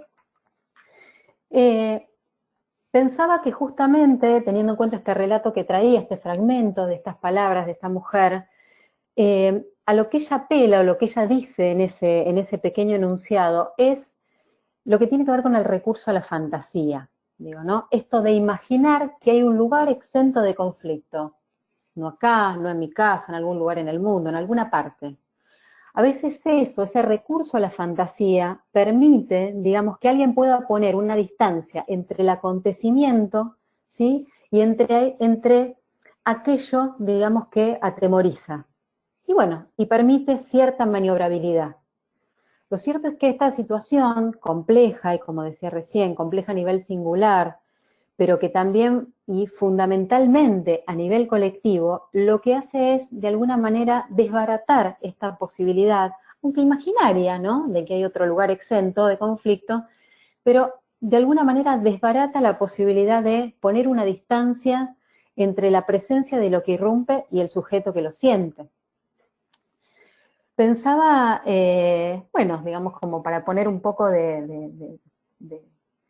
quizás de otro color, digamos, a esto de que sea mundial, de que esta intensidad sea por momentos compartida y, si se quiere, un poco colectiva, permite que justamente muchas personas hayan en este momento tomado las redes sociales para armar Instagram, Facebook, compartir sus opiniones, hablar en ellas, chistes, memes, lo vemos permanentemente, digo, ¿no? Como una forma de intentar ir zanjando esto que, si bien es colectivo para cada persona, tiene el impacto de lo singular. Porque en realidad, digo, no todos partimos del mismo momento desde, vamos a decir, desde el día 1, si es que podemos pensar un día 1 en relación a nosotros, al menos en lo que hace a la Argentina. Pero digo, partimos de distinto lugar en lo económico, en lo social, en lo vincular, pero partimos también de distinto lugar en relación a nuestra historia y a la forma en que nos hemos visto enredados en otras contingencias, ¿sí? No estoy hablando de experiencia de aprendizaje, porque en este aspecto, desde mi experiencia clínica, si bien obviamente el aprendizaje puede ser algo que uno pueda capitalizar en los términos de haber vivido algo y que eso me sirva de experiencia, cada experiencia es inédita, aunque parezca similar, digo, ¿no? Pero cada experiencia es inédita porque nos encuentra en una forma y en un momento particular de atravesamiento de nuestra historia singular. Y desde ahí nos interpela, claramente, ¿no? Me quedaba pensando también en este tiempo que escucho mucho, y voy a hacer la salvedad de que lo pienso en relación a la clínica, ¿sí? A la clínica y no, digamos, no vinculado a otros procesos donde uno sí puede pensarlo desde otro lugar, pero en relación a la clínica y a la subjetividad y a lo singular, el concepto de crisis ha dado como mucho recorrido en este tiempo, digo, ¿no? Tomando su origen chino, pensándolo, digamos, como esta contrapartida entre riesgo y oportunidad. Me fui de alguna forma a buscar estos orígenes, porque a mí algo me hacía ahí un poco de ruido, porque por momentos esta idea de que esta crisis y esta pandemia sea la posibilidad de que alguien se encuentre con la oportunidad de un cambio, digo, no, de alguna manera aportar ahí una prescripción de cambio, es decir, bueno, esto tiene que servirte para leer un libro, terminar de pintar tu casa, no sé, socializar de otra manera, encontrarte con vos misma. Digo, ¿no? Todas estas cosas que aparecen como una prescripción no han hecho más que, de alguna forma, interrumpir este proceso que cada persona necesita poder transitar, como decía recién, en relación a su historia en virtud de esta contingencia, que no es menor, que es pesada y que es intensa, ¿sí? Y en ese sentido, bueno, buscando esto que les decía en relación a la etimología, leía que podemos tomarla del griego, podemos tomarla, digamos, de su origen chino, donde ha habido esta traducción en relación a riesgo y oportunidad, y por un lado aparece como algo que, desde lo griego, como algo que se rompe, y que en tanto se rompe puede ser analizado porque ha quedado desarmado, y desde esta otra vertiente, digamos, como algo que tiene que ver con un riesgo, pero más ligado a un punto crucial, digo, ¿no? Esta es como otra traducción posible. El chino tiene sus complejidades, claramente, pero digo, no, sí para pensar, digo, ¿no? Que una cosa es pensar un riesgo, digo, ¿no? O una pandemia y su, como decía recién, su prescripción como una instancia que debe garantizar un cambio, que debe garantizar una mejora, que debe, ¿sí? Y otra cosa es poder pensar que eso que acontece, que irrumpe en la vida de una persona, que irrumpe en la vida de una familia, de un país, de una provincia, de un territorio, de una comunidad, digo, ¿no? Puede en todo caso abrir una pregunta de cómo movernos con eso que nos ha dejado un poco, bueno, inquietos, para decirlo de una manera demasiado suave. Por otro lado, hoy me quedaba un poco pensando en lo que decía una de las personas que conversaban ahí en la mesa, digo, ¿no? En cuanto a qué ha pasado, digamos, con la noción del tiempo, digo, ¿no? Y cómo hay una obra de Shakespeare, que es Hamlet, que le hace decir al protagonista en un momento que el tiempo se ha desquiciado, digo, ¿no? Y lo que uno escucha es por momentos bastante apatía, bastante malestar en cuanto a lo que se ha dilatado, lo que se va prolongando, esto que para todos en algún momento era como algo que iba a ser acotado y que de pronto, bueno, no sabemos cuándo termina, cómo termina, y si estamos hablando de que esto termina. Digo, ¿no? Obviamente esperamos la vacuna, digo, ¿no? Pero bueno, en cuanto a los movimientos psíquicos aparece esto de cierta imprevisibilidad respecto del futuro. Y en este sentido, hoy realmente escuché algo que me pareció maravilloso. Yo trabajo desde el psicoanálisis y bueno, le doy un lugar, digamos, a los fallidos del lenguaje en mi práctica. Y una mujer queriendo hablar, digamos, del encierro en el cual estaba en esta pandemia, una mujer de más de 75 años, cuando quiere decir encierro, dice entierro. Y esto deslizó toda una serie de preguntas para ella en relación a, bueno, justamente qué pasaba, digamos, en esta pandemia en relación a las pérdidas. Por un lado, obviamente, acá hay algo que es bastante interesante, que tiene que ver con este miedo concreto, digamos, que tiene que ver con la pérdida de la vida, que tiene que ver con la pérdida de los afectos, con la vida propia, con la vida de los seres queridos, la posibilidad de contagio, de ser uno quien contagia. Esto desencadena y ha desencadenado un montón de situaciones de mucho malestar, incluso de situaciones de violencia, como comentaban recién, en relación a, bueno, a pares, a profesionales. Pero por otro lado, pensaba, digo, ¿no? En esto que ella empezaba a deslizar, digo, ¿no? Y en esto que trascendía, digamos, el duelo por la pérdida de una vida, con las preguntas también vinculadas a, bueno, a cómo hacer, qué hacer con estos duelos que por momentos quedan recortados, quedan acotados, con estos rituales que tienen que ver con el tratamiento, digamos, de aquellas cosas que perdemos y que, bueno, de alguna manera nos permite elaborar y repensarnos en relación a esa pérdida, reposicionarnos en relación a esa pérdida. Digo, ¿no? En ese punto, ella también se preguntaba qué cuestiones de qué otras pérdidas, digo, ¿no? O con qué otros duelos nos encontramos ahora. Y a partir de eso, bueno, me dejó pensando a mí, eso es lo maravilloso que tiene esta práctica, digo, ¿no? Que a veces la pregunta de otros nos despierta. Y me quedaba pensando justamente en qué otras cosas en este tiempo van quedando o van teniendo que duelarse, qué otras cosas que tienen que ver con los proyectos de vida, con lo que nos habíamos imaginado a futuro, esta idea del cambio en relación al tiempo, este tiempo desquiciado que por momentos ahora es un poco más porque hemos vuelto a algunas actividades, pero que se va perdiendo en relación a nuestra cotidianeidad, nuestra cantidad de tiempo en esto, que por momentos parece que hubiésemos vivido siempre así, por momentos parece que esto nunca termina. Digo, este tiempo que hace que, bueno, nos encontremos de alguna manera interrogándonos a si después de esta pandemia volveremos a ser las mismas personas, porque quizás aquellas cosas que sosteníamos como nuestros proyectos vitales, nuestras intenciones, nuestra idea futuro, cómo nos imaginábamos, quizás tenga que ser otra.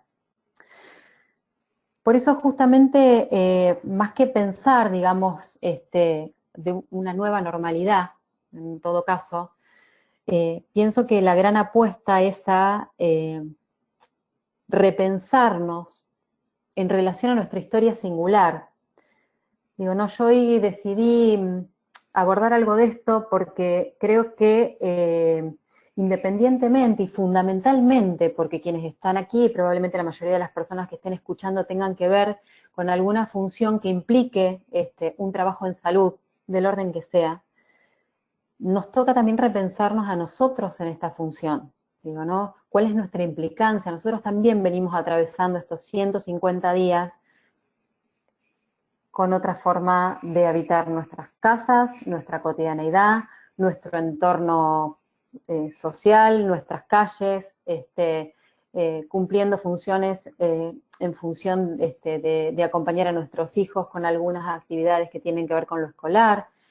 En fin, digo, ¿no? Han cambiado muchas cosas que me han hecho pensar, digo, ¿no? Que la forma de poder transitar esta contingencia, ¿sí?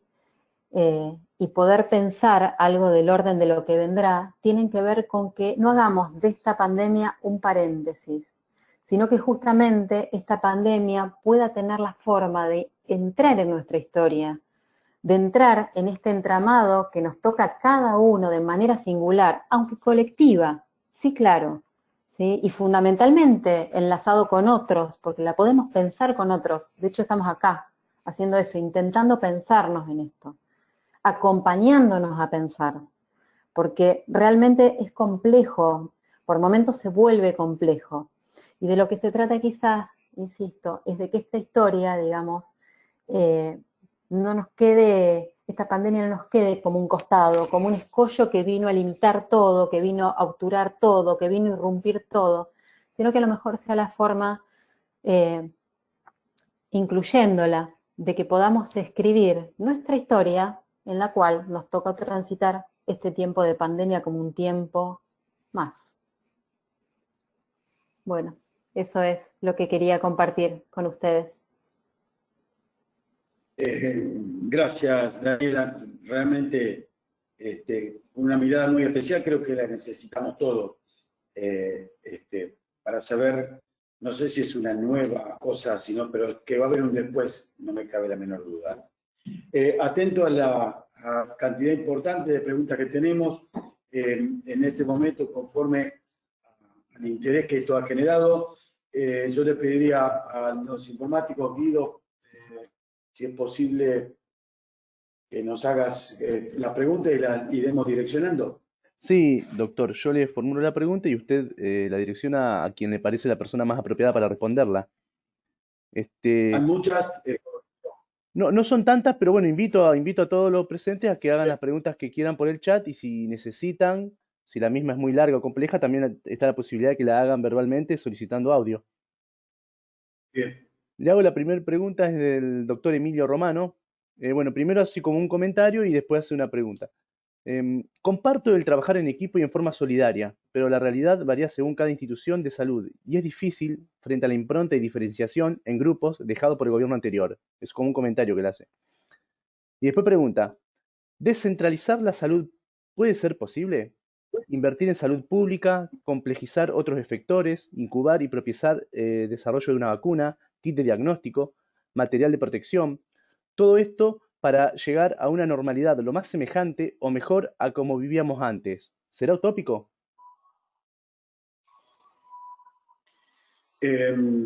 Jorge Prieto, creo que es tu respuesta. Recién me acaba de informar la doctora Martorano que tuvo que retirarse por una actividad de gestión, así que, Jorge, ¿qué decís al respecto? Hola, sí, escuché la pregunta con mucha atención. Bueno, una de las miradas sanitarias que tiene el Ministerio de Salud era esta territorialidad en lo que hace a la atención, fundamentalmente fortaleciendo lo que es la atención primaria de la salud. Lo que pasa es que nosotros ingresamos a la gestión en diciembre con una inundación importante por lluvia. Empezamos a conformar los equipos, nos casa esta pandemia y tuvimos que crear y adaptar los sistemas de salud a una virtualidad, que es lo que yo explicaba hoy. Se están reforzando todos los centros de atención primaria, se está trabajando porque lo territorial sea la herramienta básica, que se descentralice la atención, volver atrás un sistema sanitario que centralizó la atención en grandes efectores que sin duda brindan la prestación que hace falta de la especialidad, fundamentalmente en lo que hace el interior de la provincia, pero que de una manera se están conformando equipos y equipos de trabajo fundamentalmente que no hemos podido dar a conocer, porque si bien se está trabajando en forma paralela lo que hace a la pandemia, se está trabajando con todo lo que tenemos que mejorar y en lo que tenemos que crecer. Entonces la idea de esto es, se está trabajando fundamentalmente en lo que es la interdisciplina de capacitación. Creo que una de las estrategias sanitarias que se está implementando en la provincia es la incorporación de equipos que vienen a trabajar desde otra provincia, con una idea de empezar a construir nuestros equipos propios, fundamentalmente en algunas patologías crónicas que no tienen respuesta, por ejemplo, lo que hace la cardiopatía congénita. Un equipo del Garrahan va a venir a prestar servicio en dos efectores fundamentales aquí en la provincia, que son el Hospital Cuyen y el Hospital de Niño Alasia.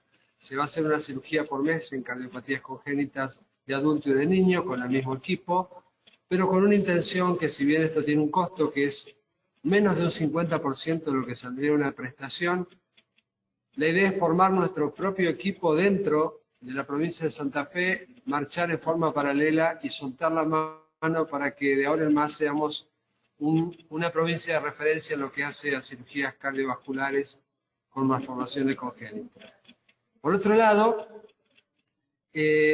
nos encontrábamos, y esto seguramente ha sido por un problema económico, con muchos efectores, pero que en su interior no contaban con el recurso humano para hacer la asistencia. Entonces, hemos despoblado y hemos centralizado una asistencia en algunos efectores que sin duda necesitan un poco más de una atención en el territorio, de evitar de que la persona se movilice, que es la idea, que la persona encuentre la respuesta en lo más cercano a su domicilio, que tratemos de establecer un sistema que sea totalmente distributivo, que tenga accesibilidad y equidad fundamentalmente en una etapa post-pandemia que sin duda va a ser lo que más se va a resentir. Hoy el Ministerio de Salud de la provincia cuenta con muchos recursos porque se ha apostado la parte económica y financiera hacia la prioridad de lo que es la salud. Seguramente el año que viene, y en una etapa muy importante también,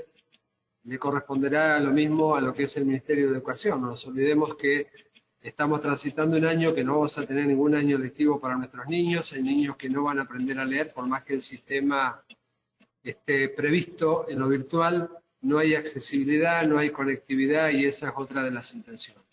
Pero la idea de este gobierno es la descentralización. La idea es apoyar a la descentralización fundamentalmente de lo que son las especialidades básicas. Y la superespecialidad, centralizarla de una manera que dé la respuesta inmediata, porque la idea no es llenar lugares de consultorios externos, sino que la persona ingrese a un lugar y que se vaya con una respuesta. Hoy se cuenta, no sé si quien ha hecho la pregunta trabaja en algún efector público, hoy se encuentra con un sistema que se trata de vincular al paciente con una fecha apropiada, con el turno consignado y dándole una respuesta apropiada.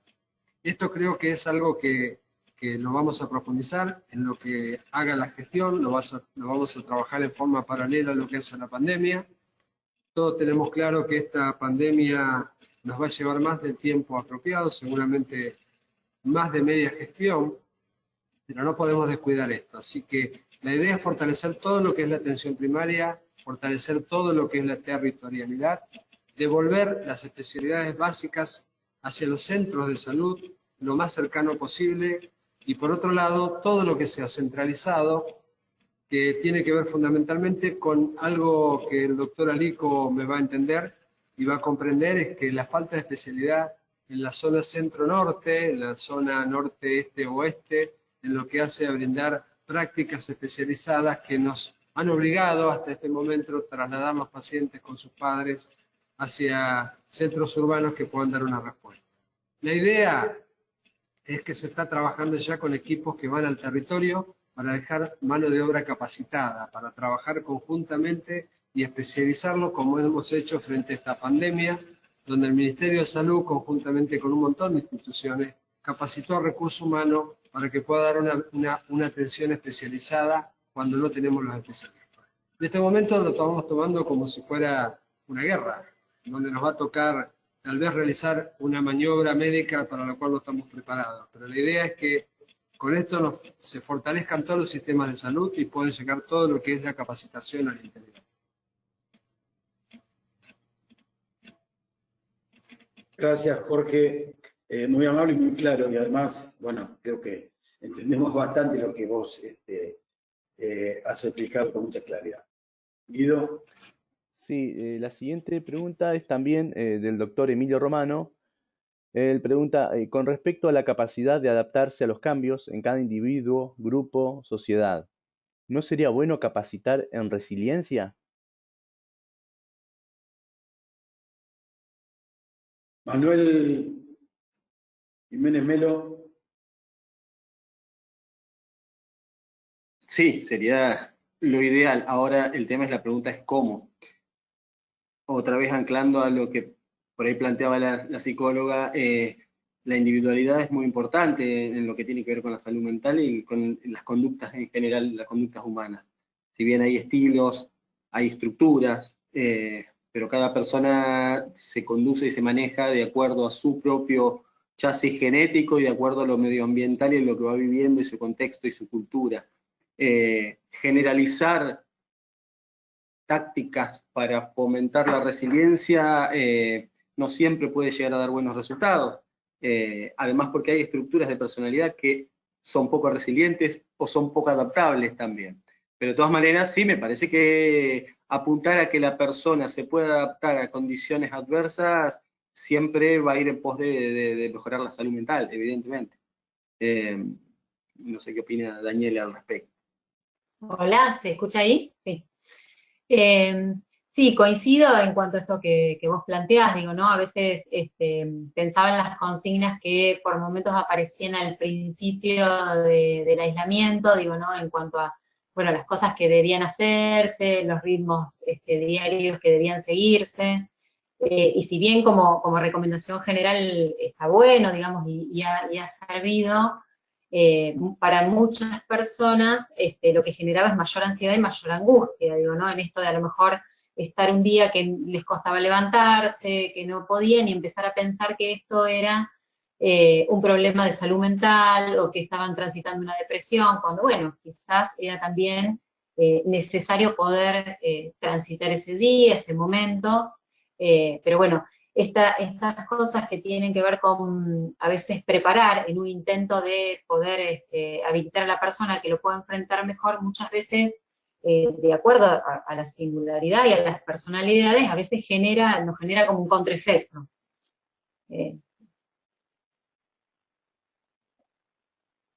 Doctor Marcos Pérez, él dice, saludo doctor Prieto, excelente, y a todo el equipo, gran trabajo el 0800.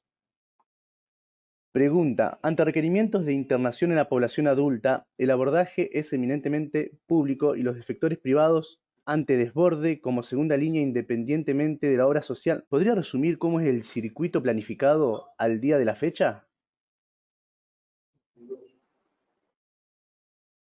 Carolina, ¿vos tenés alguna idea? Ahora yo le explico cómo está la estrategia. ¿Me escuchan ahí?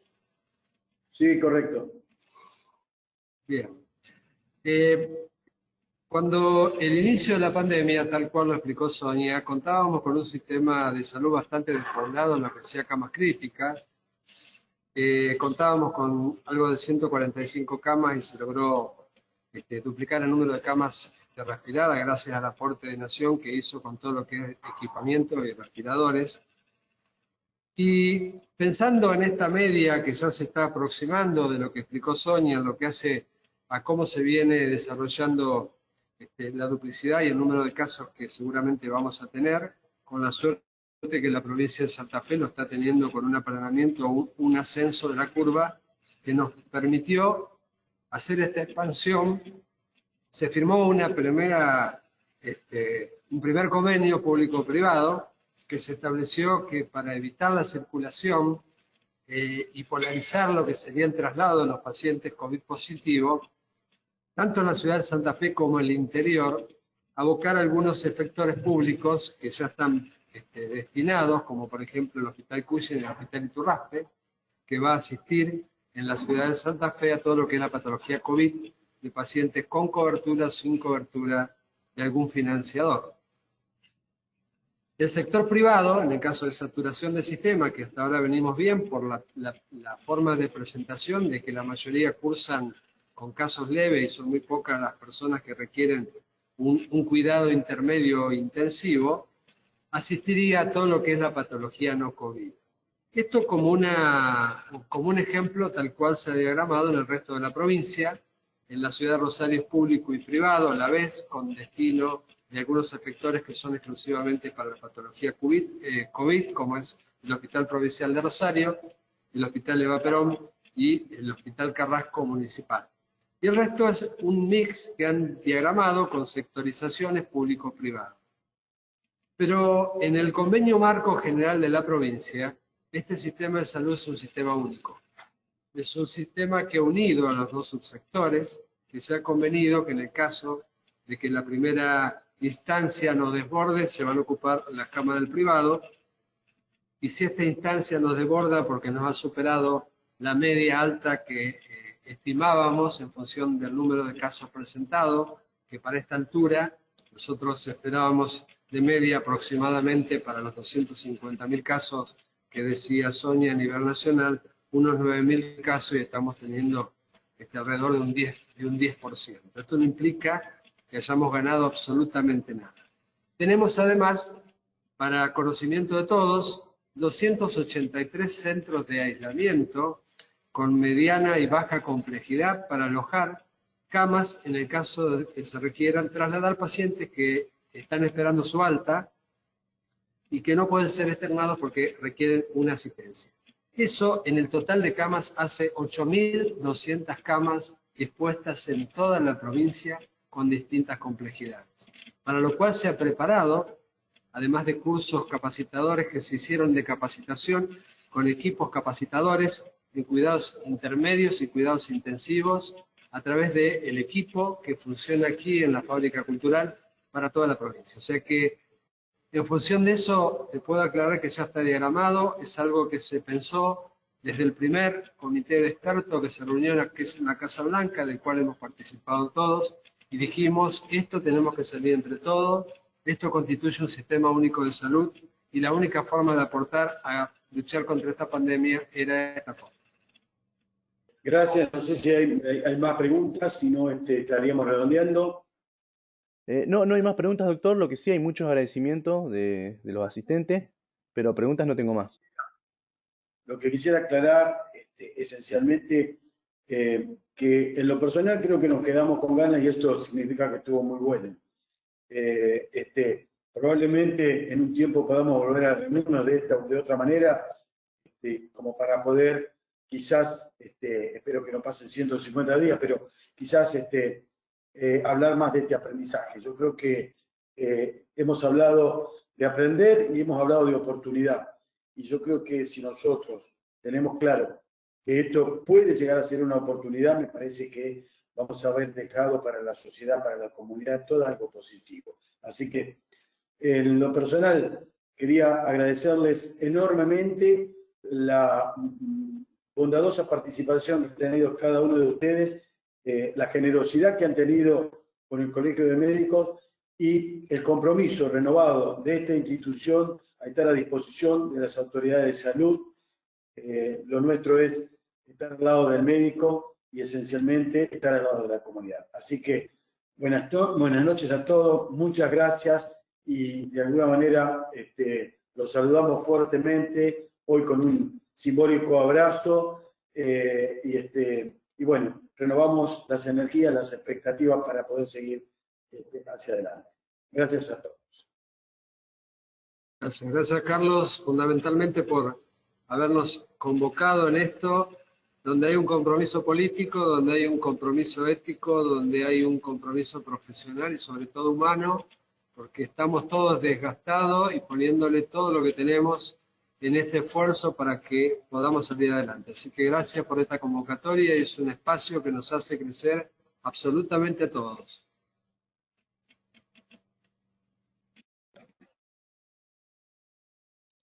Bueno, entonces, en nombre del Colegio de Médicos de Santa Fe Primera Circunscripción, le agradecemos a todos los participantes.